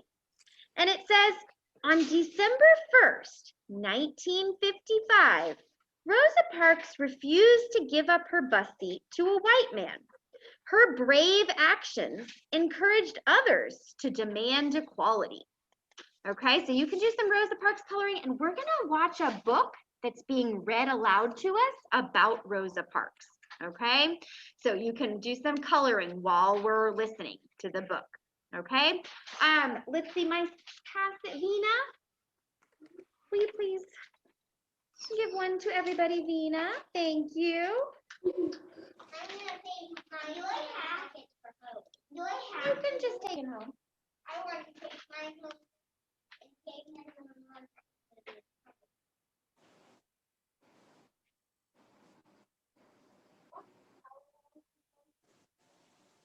Hey, girl. Oh. Okay. I am Rosa Parks. Sir? I am Rosa Parks by Brad Meltzer, illustrated by Christopher Aliopoulos. I am Rosa Parks. Growing up, I was small for my age. I was sick a lot too, since we didn't have money for a doctor, but that didn't mean I was weak. I'm not that short. Looks like you are. When I was 11, as I was walking home from school, a boy on roller skates came zipping by and shoved me. He thought I'd be an easy target. To his surprise, I turned around and pushed him back. I knew fighting was wrong, but I didn't want him picking on me again. This is gonna be bad. Did you just push my son? His mother saw what happened. She was mad that I had pushed him. But you know what made her even madder? I was black and her son was white. She immediately started yelling. I'll have you put in jail. You'll never get out again. No question it was scary, but my mother and grandfather taught me to respect myself and to expect respect from others. So instead of backing down, I stood my ground, and calmly but firmly I explained. Your son was the one who pushed me. I didn't bother him at all. I wasn't just standing up to that mom, or even to the boy on roller skates. I was standing up for myself. After that, the boy and his mom never bothered me again. Still, it's hard to change things. Sometimes it can take a long time. Back then, if you were black, you were treated unfairly just because of the color of your skin. You weren't allowed to live in the same neighborhood as a white person, eat in the same restaurant, ride the same elevator, or use the same bathroom. You couldn't even drink from the same water fountain. One was marked for whites, the other for colored. When I was little, I used to wonder if white water tasted different from colored water. I even wondered if colored water came in lots of colors, but it didn't. The only difference was I had to walk outside or even down the block to get mine. Of course, it wasn't just about water fountains. This was my school, a small old wooden building with one room and one teacher for all of us. Everyone from the 5-year-olds to the 6th graders were stuffed in that one room. There were no windows, desks, and barely any books. Since most kids had to work on a farm to earn money, we only went to school 5 months during the year. Let's go! Hooray! Don't say hooray. That's bad. We also brought our books home every night. Why? Because we were worried that folks who hated the color of our skin would burn down our school. Now here's the school for kids who were white. Notice the difference? It was a new brick building with beautiful windows, new desks, and plenty of books, plus a playground. They went to school 9 months out of the year, since they weren't working in the fields like we were. Now can we say hooray? No, there's no hooray about this. Also, if you were black, you had to walk to school. If you were white, you got to take a bus. The worst part was when I'd walk home with my brother, the kids on the bus would throw trash at us. It made me feel horrible. But there were no civil rights back then. The only solution was to move off the road. And really, what kind of solution is that? As I got older, things didn't change much. There's no room here, lady. One winter, I was waiting for the local city bus. If you were black, you had to ride in the back. If you were white, you rode up front. On that day, the back of the bus was packed, but there were plenty of seats in the front. I was just trying to find a place to sit. But as I entered through the front door of the bus, What do you think you're doing? You need to get off and use the back door. Only whites come in the front. But I'm already in. I tried to explain that there was no room to get in through the back. The driver didn't care. He wanted me off the bus. He grabbed me by my coat sleeve. I dropped my purse near the front door. To pick it up, I sat in the front seat, a white seat. It made the driver madder than ever. That's it. Get out. Get off my bus. That's what he called it, my bus. as if it were his. The bus wasn't his, though. It belonged to all of us. Still, that afternoon, the driver got his way. He kicked me off. See you soon. Yes, you will. But I promise you, that wasn't the last time I'd face that bus driver. Tell me what happened next.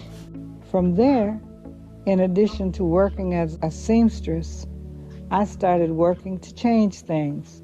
At the NAACP, we fought for fairer laws and made sure that people's stories were heard. I also stopped using colored water fountains. I'd rather go thirsty than be treated so poorly.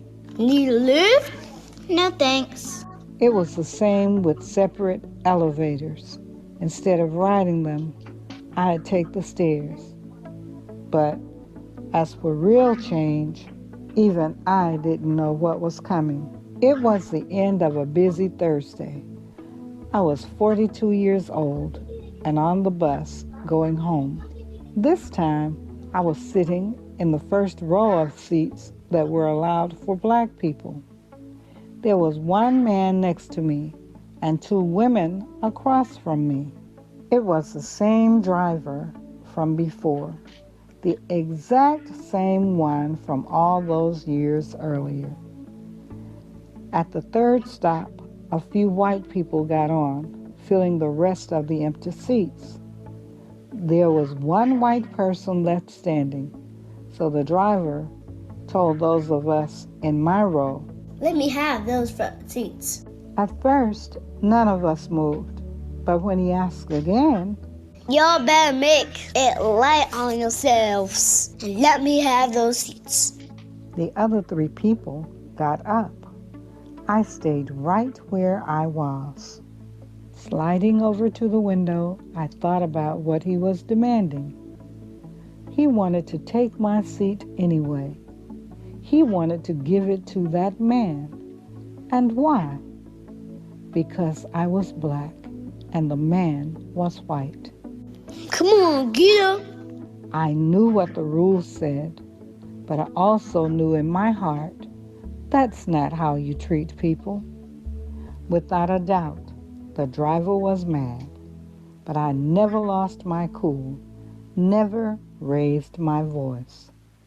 Are you gonna get up? No. People say that the reason I refused to give up my seat was because I was tired.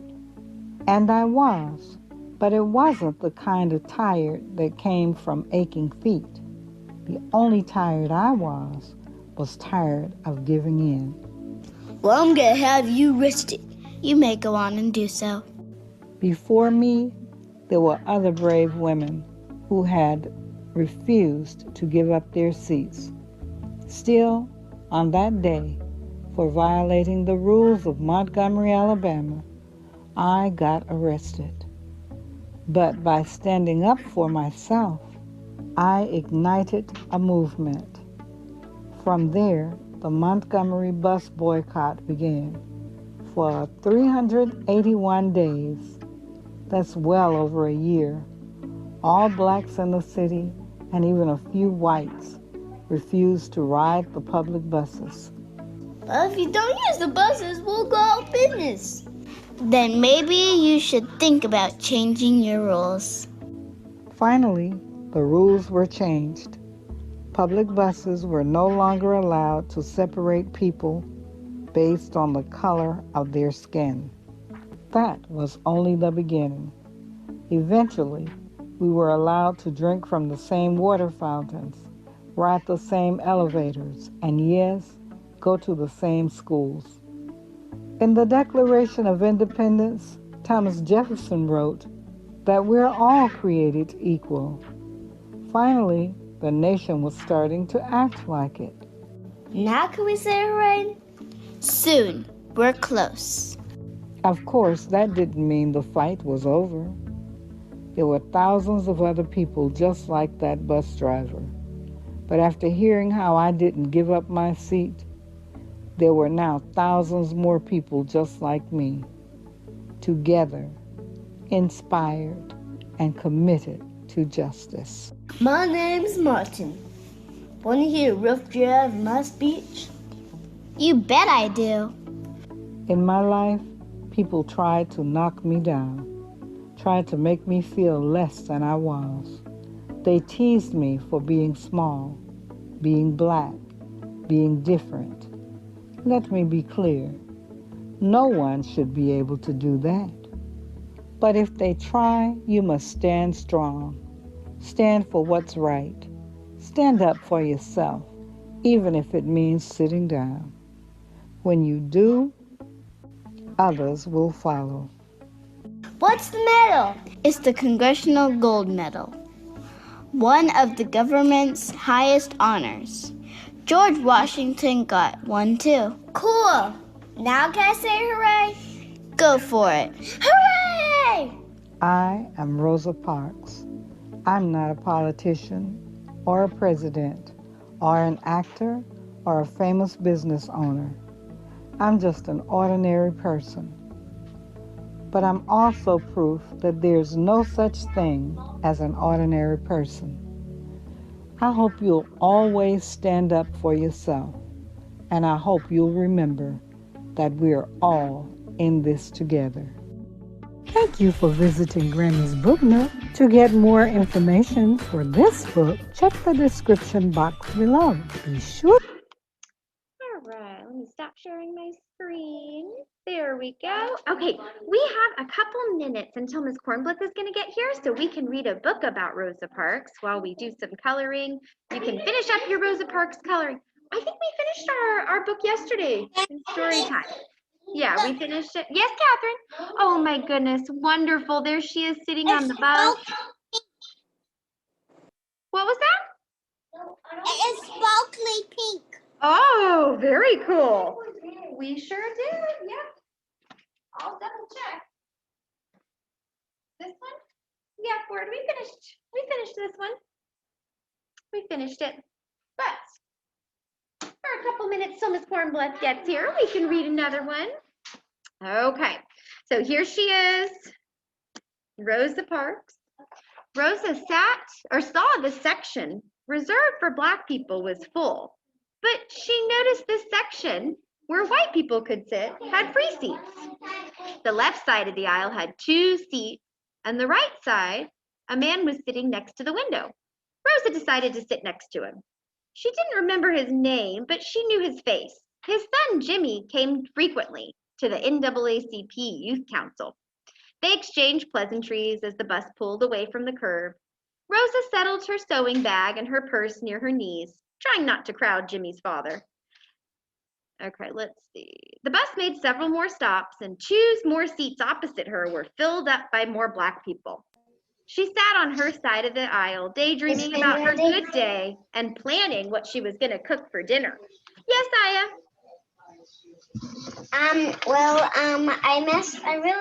I think I messed up my little coloring, so instead I drew a picture of her. So you drew one yourself. I love that. That's fantastic, Aya. Very good idea.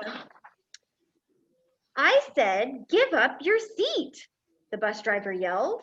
Mrs. Park looked up in surprise.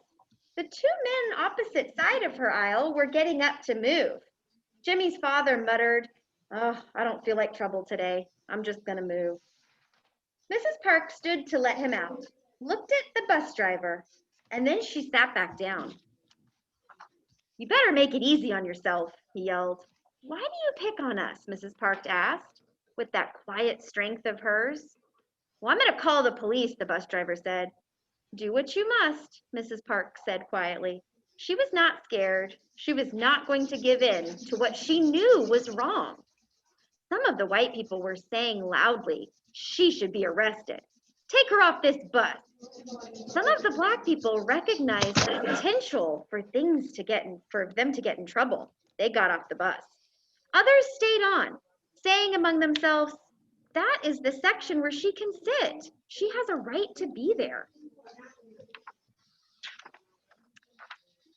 As Mrs. Park sat waiting for the police to come, she thought of all the brave men and women, boys and girls, who stood tall for civil rights. She recited in her mind all the court rulings. She sighed as she realized that she was tired. Not tired from work, but tired of putting white people first. Tired of stepping off sidewalks to let them pass. Tired of eating in separate lunch counters and learning at separate schools. She was tired of colored entrances and colored water fountains. She knew that separate was not equal. She thought about her mother and her grandmother and knew that they would want her to be strong. She had not sought this moment out, but she was ready for it. When the policeman bent down to ask, "Are you going to move?" all the strength of all the people through all the years joined in, and Rosa Parks said no. Joanne Robinson was at the store nearby when she learned of what happened to Rosa Parks being arrested. She had stopped in to buy a box of macaroni and cheese. She always served macaroni and cheese for dinner sometimes. "No, not Mrs. Parks," Mrs. Robinson exclaimed. She looked frightened around the window. "Pass the word to everybody that they should meet at my office at 10 o'clock tonight," she said. Mrs. Robinson was also Dr. Robinson, a professor at Alabama State University. She was newly elected president of the Women's Political Council. She rushed home to put dinner on the table, clean up, get the kids to sleep, and then she went to her meeting. The 25 women first held hands in prayer in hopes that they were going to do the right thing. After all, they were going to use the stencil maker, printer, and paper of Alabama State University without their permission. Okay, we're going to put a bookmark here, and we're going to finish reading this book maybe in story time or maybe tomorrow. Okay. And hi, how are you all? Hello, everybody. So it's going to take me just a second to pull up my lesson. Ooh, it's about feelings. It is about feelings. Because last week we talked, remember we did Tucker Turtle? Oh, I got a speech. I might do a little bit with them. Tucker Turtle was about temper tantrums. Yeah, Tucker Turtle was a little bit about temper tantrums. And so I wanted to go over that a little bit more and give you guys Miss Conlon, some more strategies. Yes. I got a feeling book. Hold on. I know feeling. 1 second. I don't have your screen up. Give me 1 second. I know feeling because I got Oh, okay. really good book. Okay. Yes. What are you showing me? Show me again. It's about feelings. Like, Color Monster has all of his colors jumbled up. And so... Show me again. Actually, Oh, excellent. Excellent. Okay. Okay. So before we start our lesson, oh, Monster Feelings. Yes, I love that book.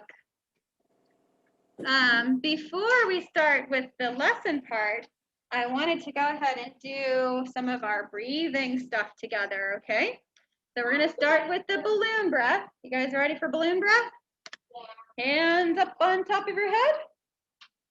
Deep breath in. And as you breathe out, let that balloon pop. Elliot, you with me today? You want to do one more? Try one. Remember, it helps us get into a different zone. You look like you're in the blue zone. And so if you're in the blue zone, feeling a little tired, maybe a little hungry, taking a deep breath can help. There we go. No, I'm not. That looks like it. Oh, okay. Okay, so you're feeling okay? Okay, everybody hands up on top of your head. It's great practice. I know you're really into your coloring right now, but take a break. Hands on top of your head. Great. Deep breath in. Breath out. Well done, well done. Okay, let's do our drain. Got our drain next, right? So it's like we're going to talk a little bit more about this idea of tension in our body and how we get tension in our body. And so we take all of that tension and we're going to squeeze our hands and squeeze our shoulders and squeeze our arms and breathe in. And then let it all drain out of our body.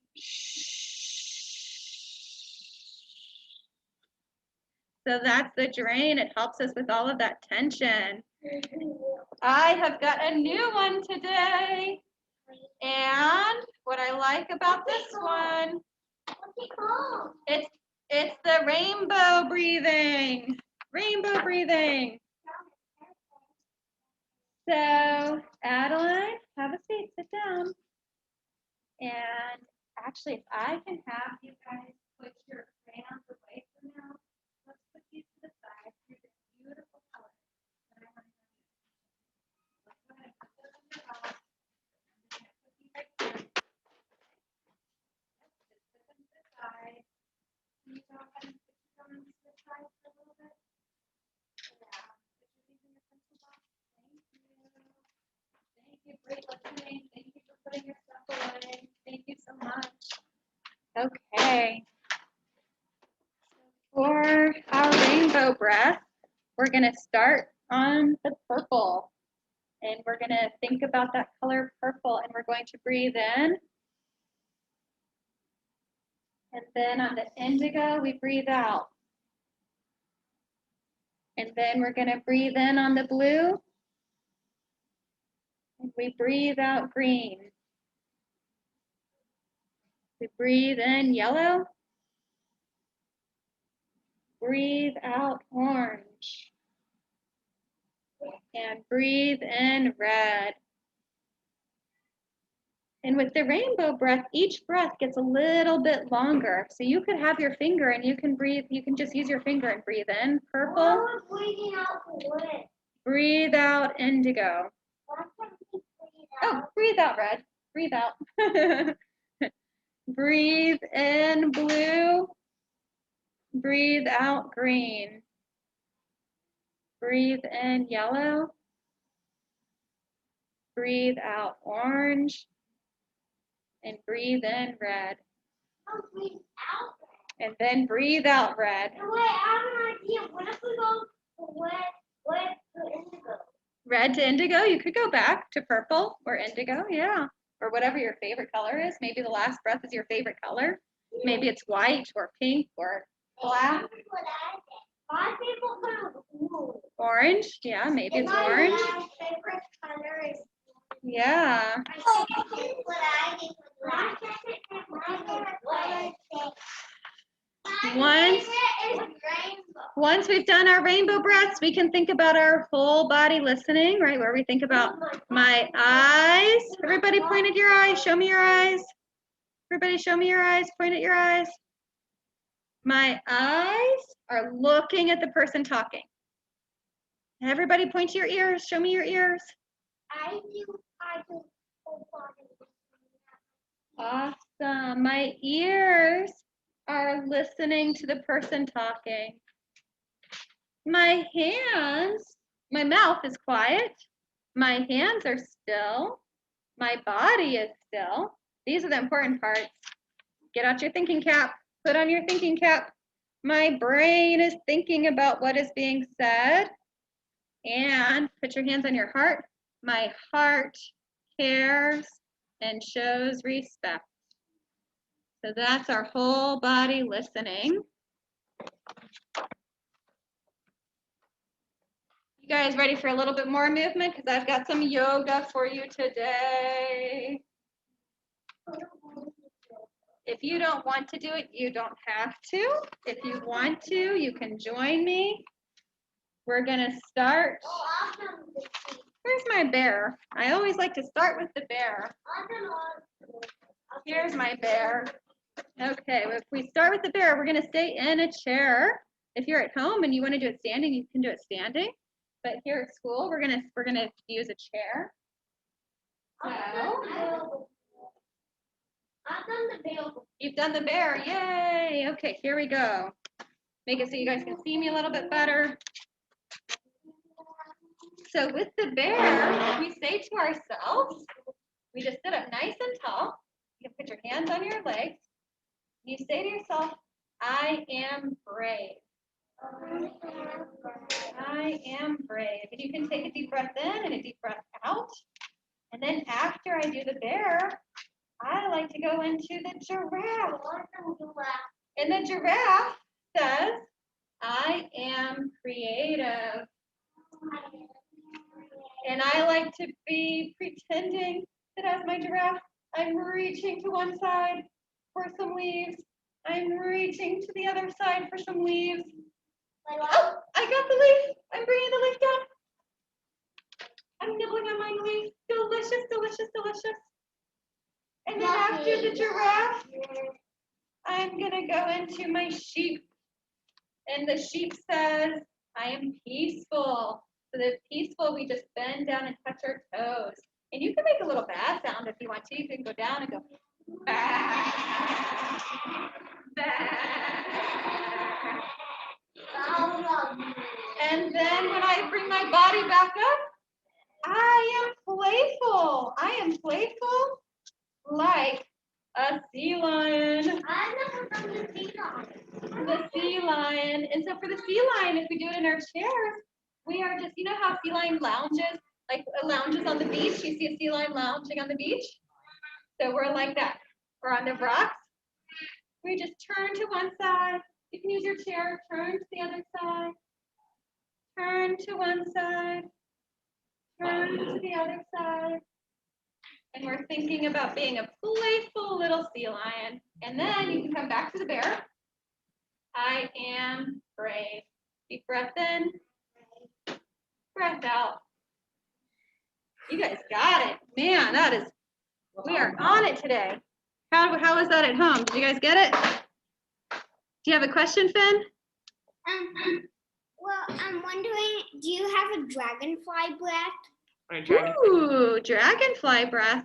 I don't think I have like a piece of paper that has it, but what do you think? What do you think a dragonfly breath would be? I mean, dragonfly stretch. A dragonfly stretch. I think I know what a dragonfly. I don't think that there was a dragonfly stretch, but I like what you're doing. I like that. Just up and down with your arms. No, I think I know. I can do dragonfly. Yeah. We have in our classroom, we have some wing flapping. We have some up and down. Let's see.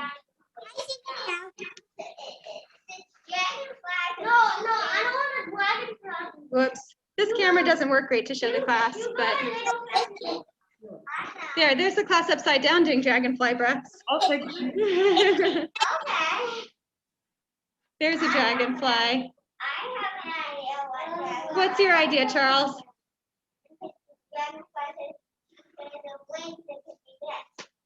Oh, do you see Charles doing his dragonfly? So they're doing it slow, but Charles is doing a fast dragonfly. What do you think? Let's see, where's my other friends? Here's some other upside down friends. Look at this one. Adeline? Look at Yeah, she thinks it's slow too. mine. We've got some fast over here. Great, I love it. You guys can make up your own ideas for sure. Thank you, Miss. You're welcome. A snail. Okay, so here we go. This is our lesson today.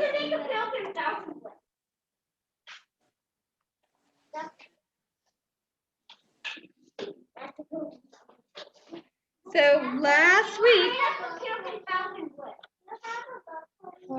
I don't have a book to read this week.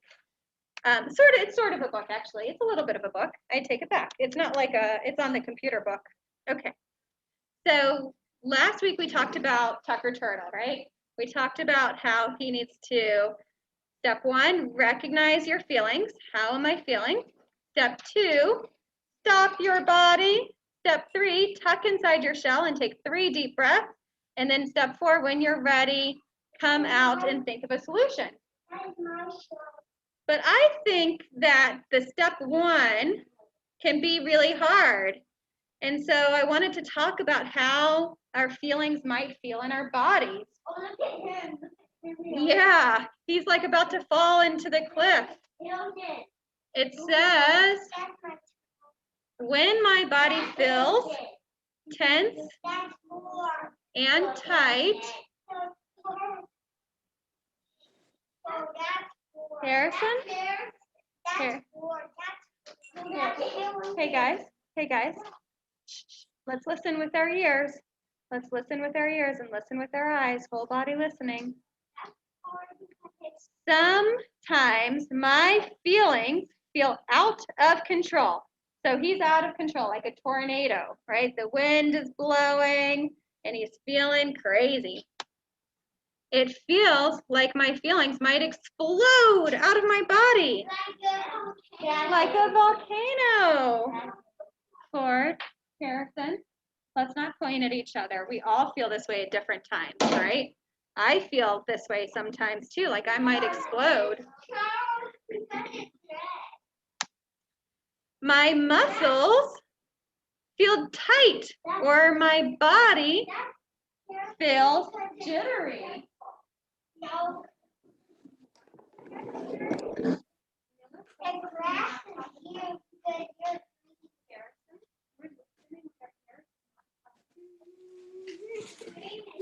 Okay. So we might feel tight or jittery in our body. I need to release some of that tension before it explodes. So how is this guy gonna release his tension or her tension? Well, I could scream and shout. That would let the tension out. I could kick or throw.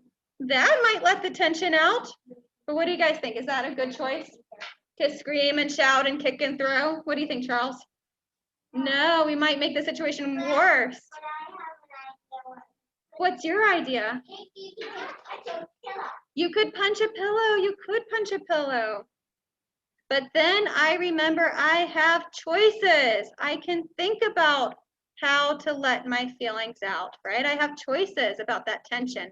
I take a moment to breathe, just like we did our drain, just like we did our balloon, just like we did the rainbow breath. And then I choose a way to release tension from my body so that it doesn't explode. And here's where you guys get to get some movement in. I can do squats. So stand up next to your table. Stand up next to your table. Stay in your spot.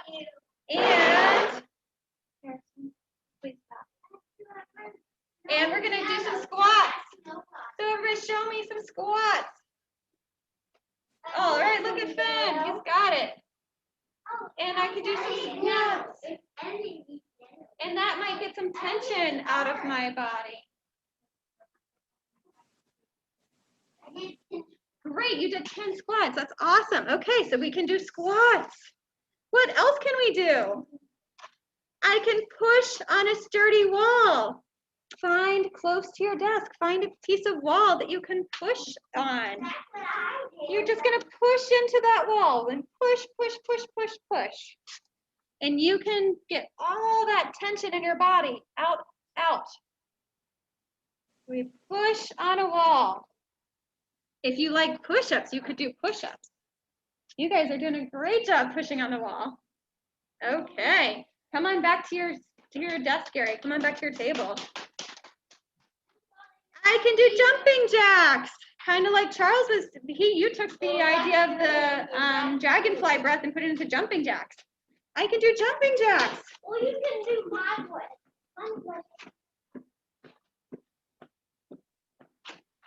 Whew. That gets some tension out.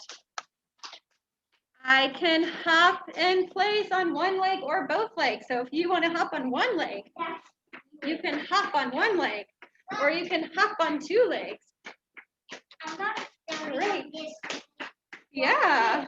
Hop, hop, hop, hop, hop. To release tension, I can dance. Everybody do your best dance. Do your silliest dance.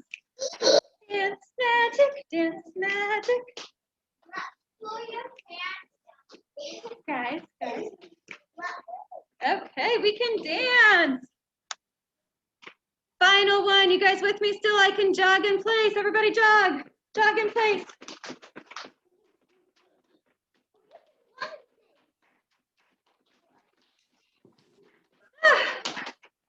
Woo.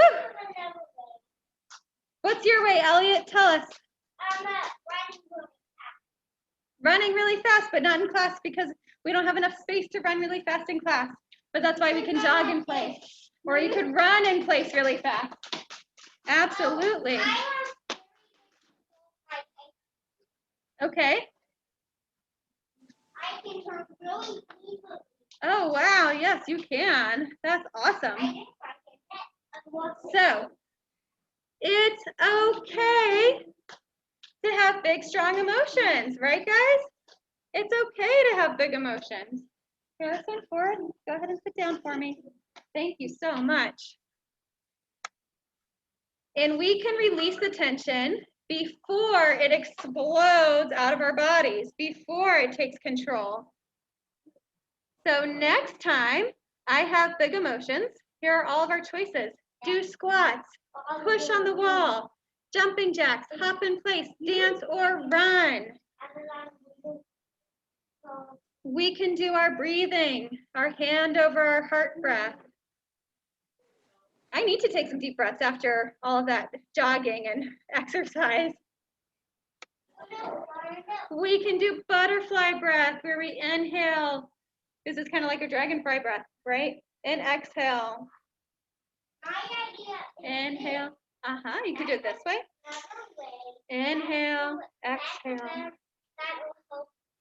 Sometimes you might need some love and you can give yourself a hug. Give yourself a big squeeze. Wrap your arms and squeeze and breathe in and breathe out. I'm a big bee, but I have tiny wings. A big bee with tiny wings. I can't fly because my wings can't hold me. So how do our different feelings, I'm a small bee. how do our different feelings sometimes feel in our body? So Ford, Elliot, take a look up at the screen for me. Harrison, put your eyes on the screen for a second for me, okay? Anger might feel like this in our bodies. Our heart might be going fast and it feels like our face is hot and our ears are steaming, right? So that's a clue. How is my body feeling? I am feeling angry. You are on fire right now. And when you're sad, how does your body feel when it's sad? Like there's a dark cloud and your heart is heavy. That is a feeling that maybe my body feels when I'm sad. Yeah. How does our body feel when we're worried? Like an alarm is going off and there's butterflies in my chest and my stomach feels like it's tight, like a knot. That might be some feelings we have in our bodies when we're worried.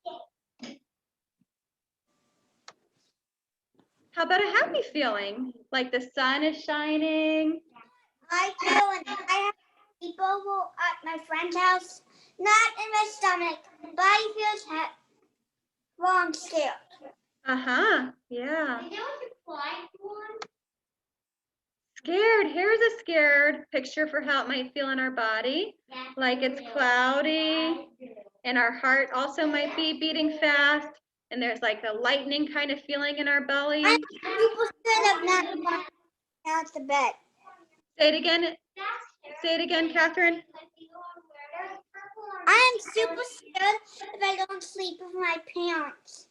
Oh, we might feel scared when we're in our bed by ourselves, but we could use some strategies for that.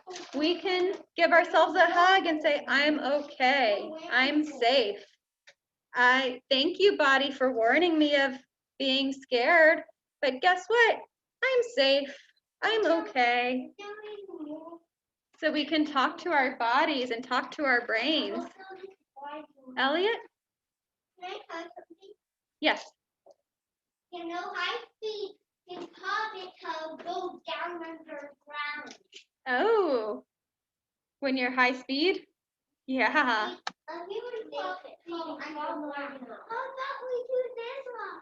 This one is when I feel out of control. Maybe I have flipped my lid. That's what my little guys are for. Because this is my brain. I'm going to show you guys my brain. You guys see my brain? Hello. This is Mrs. Cornbluth's brain. It's just like my brain in my head. Right? This is my thinking. This is my thinking brain. But when I'm out of control, my thinking brain turns off. And my lion takes over. And it's like a tornado and an alarm and tightness in my fist and in my belly. And my lion is roaring and angry. And then what do I have to do? And your heart's beating. My heart is beating so fast. And what do I have to do? What do I need to do, kids? How am I going to bring back my thinking brain? How do I close it back up? What do I do? Take deep breaths. Okay, I'm going to take a deep breath. Another deep breath. And a third deep breath. Oh, good. My thinking brain is back, and now I can be a peaceful problem solver. I'm a peaceful problem solver now. So when I have these big feelings, I can use my strategies. I can color.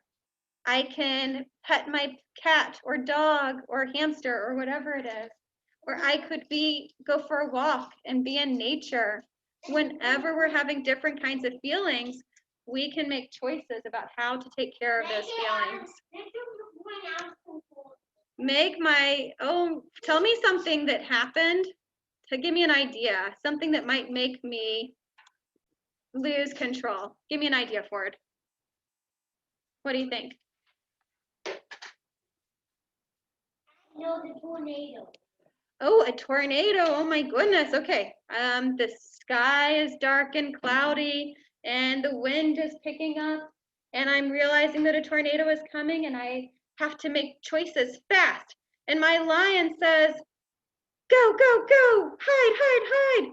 But then I said, wait a second. I'm going to let my talking voice talk me through it. My talking voice is going to say, it's okay. You know what to do.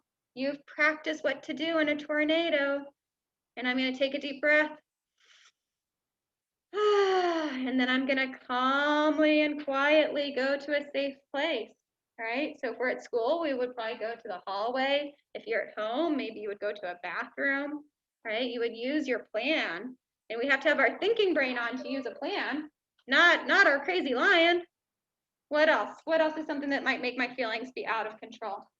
Something that might happen. I don't have a crazy lion, but a mean, instead of that, I have instead a grumpy, mean Hippo, a grumpy, mean hippo. Elliot doesn't have a lion, but he has a grumpy, mean hippo. So when your grumpy, mean hippo is about to take control, what do you do? I defend of the little.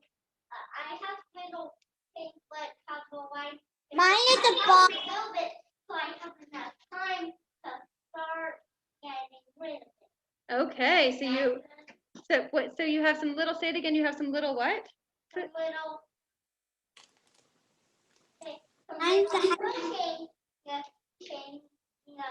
Oh, okay. You have something at home that helps you to calm down. Miss Cornbluth? Gotcha. Yes, Catherine. What is your? Say it again. Mine of those is a hyena. A hyena. Oh my goodness, a hyena. Hyenas can be very fierce. I hope that you know what to do to take care of your hyena. They're fierce too. Yeah. Wheeler. Wheeler's is a boa constrictor. What is yours, Vina?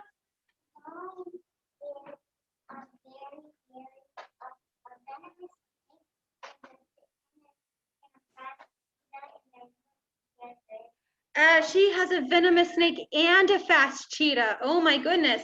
I hope that she'll learn to use her strategies. Yeah, they work together. What about you, Harrison? I don't have none in my house. A stinky troll? A stinky troll. What about you, Charles? I have 10 scorpions. What's yours, Charles? I said 10 scorpions. Oh, you did say 10 scorpions. I thought Elliot said that for some reason. Ford, what's yours?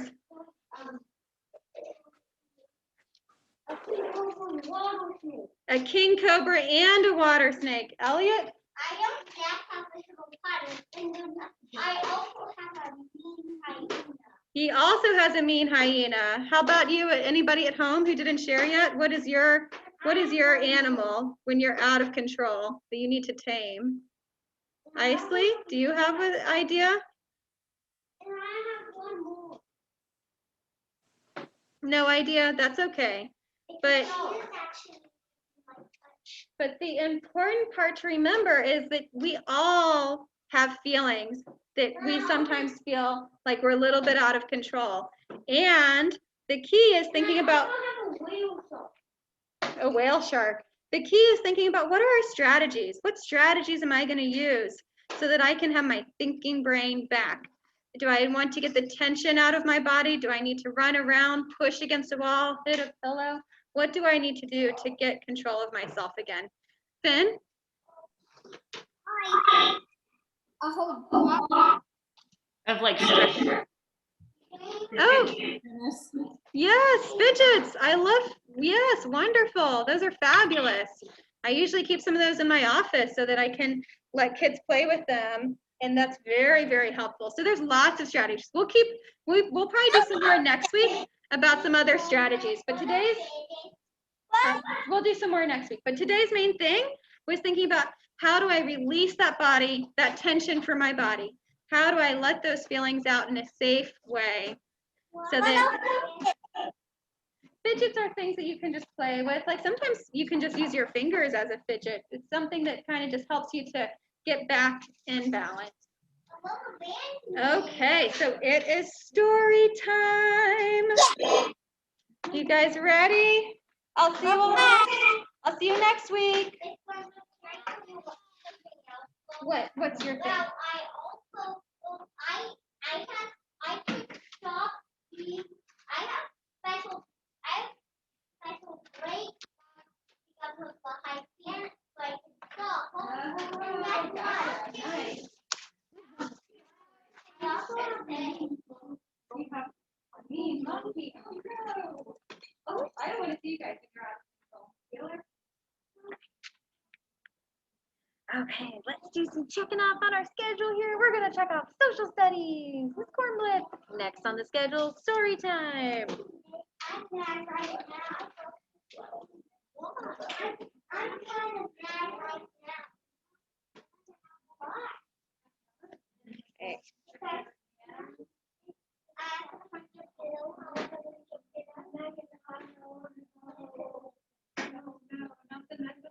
And I have 8 tablets on also.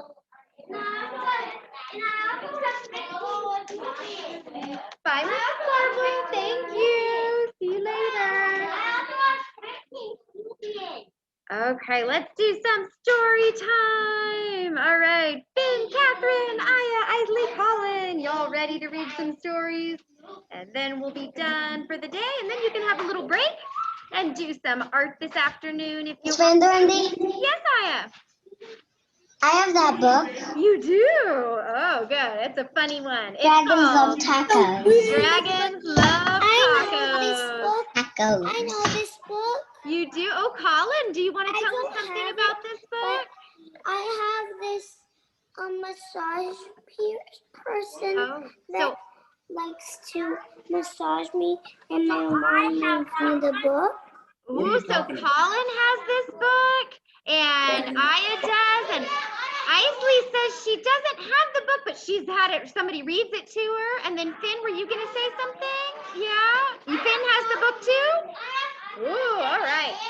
And Ford and Charles and Harrison, a lot of us do. All right, let's read it. It's called Dragons Love Tacos.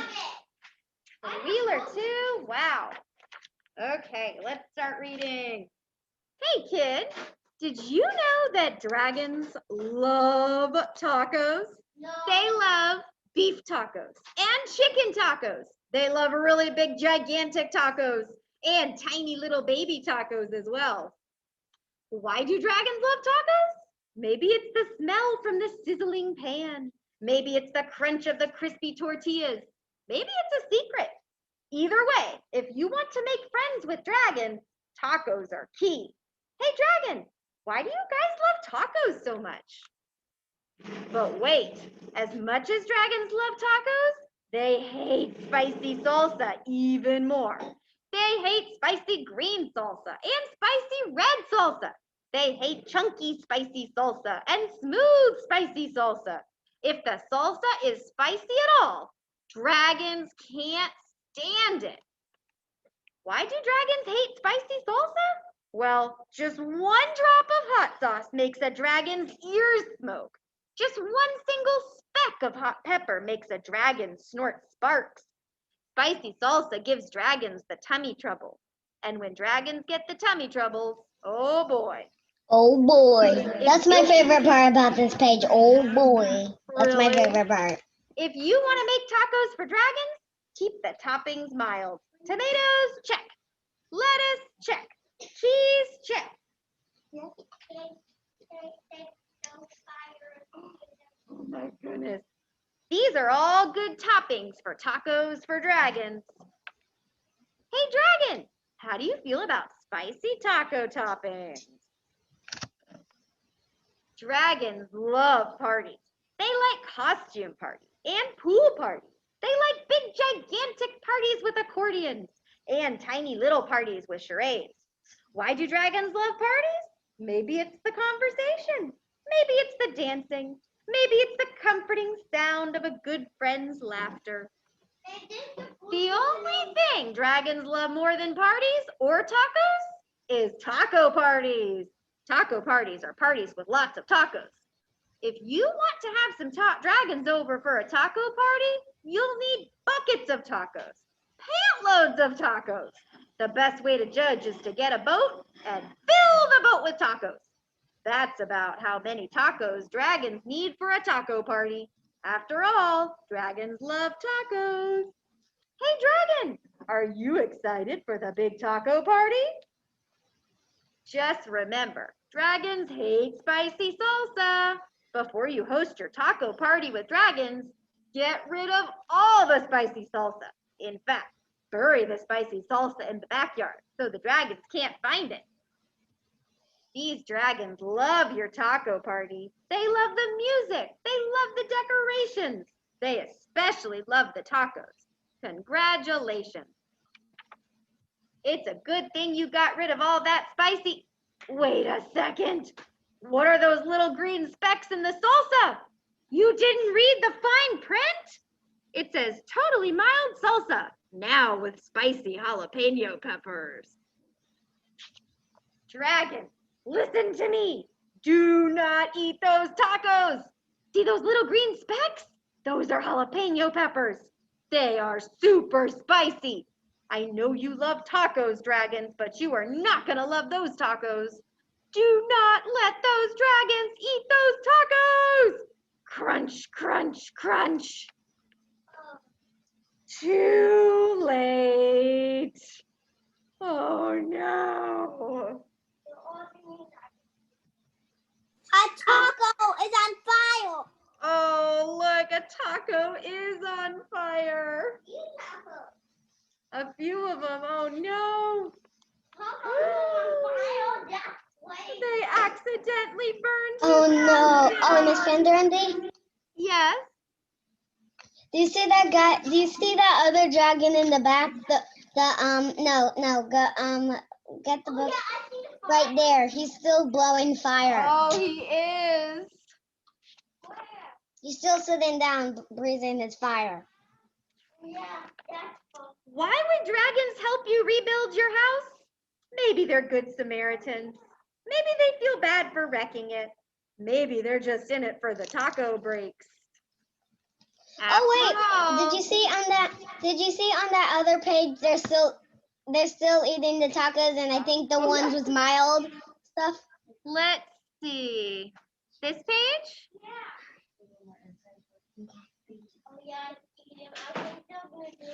Okay, after all, dragons love tacos. Yes, okay, that was our dragons love tacos book. All right, y'all, let's do some checking off on the schedule here. We are going to check off story time. Next on the schedule is pack up and go home for the kids in the classroom. Finn, do you have your hands up? What do you want to say, Finn? Number 1, dragons love tacos, and number 2, dragons love. Yes, you've got both of them. Yes, there's a dragons love tacos, the number 1, and then there's dragons love tacos 2, the And sequel. number it was like dragons love diapers. Yeah, they like go back in time, and it's so funny. There's one with dragons love diapers. How funny. And then tacos love dragons. Yes, and then Adeline says then they grow taco trees. There was one where it was they go back in time and it was tacos love dragons. That's a funny one. Yes, those are some funny books. All right, everybody.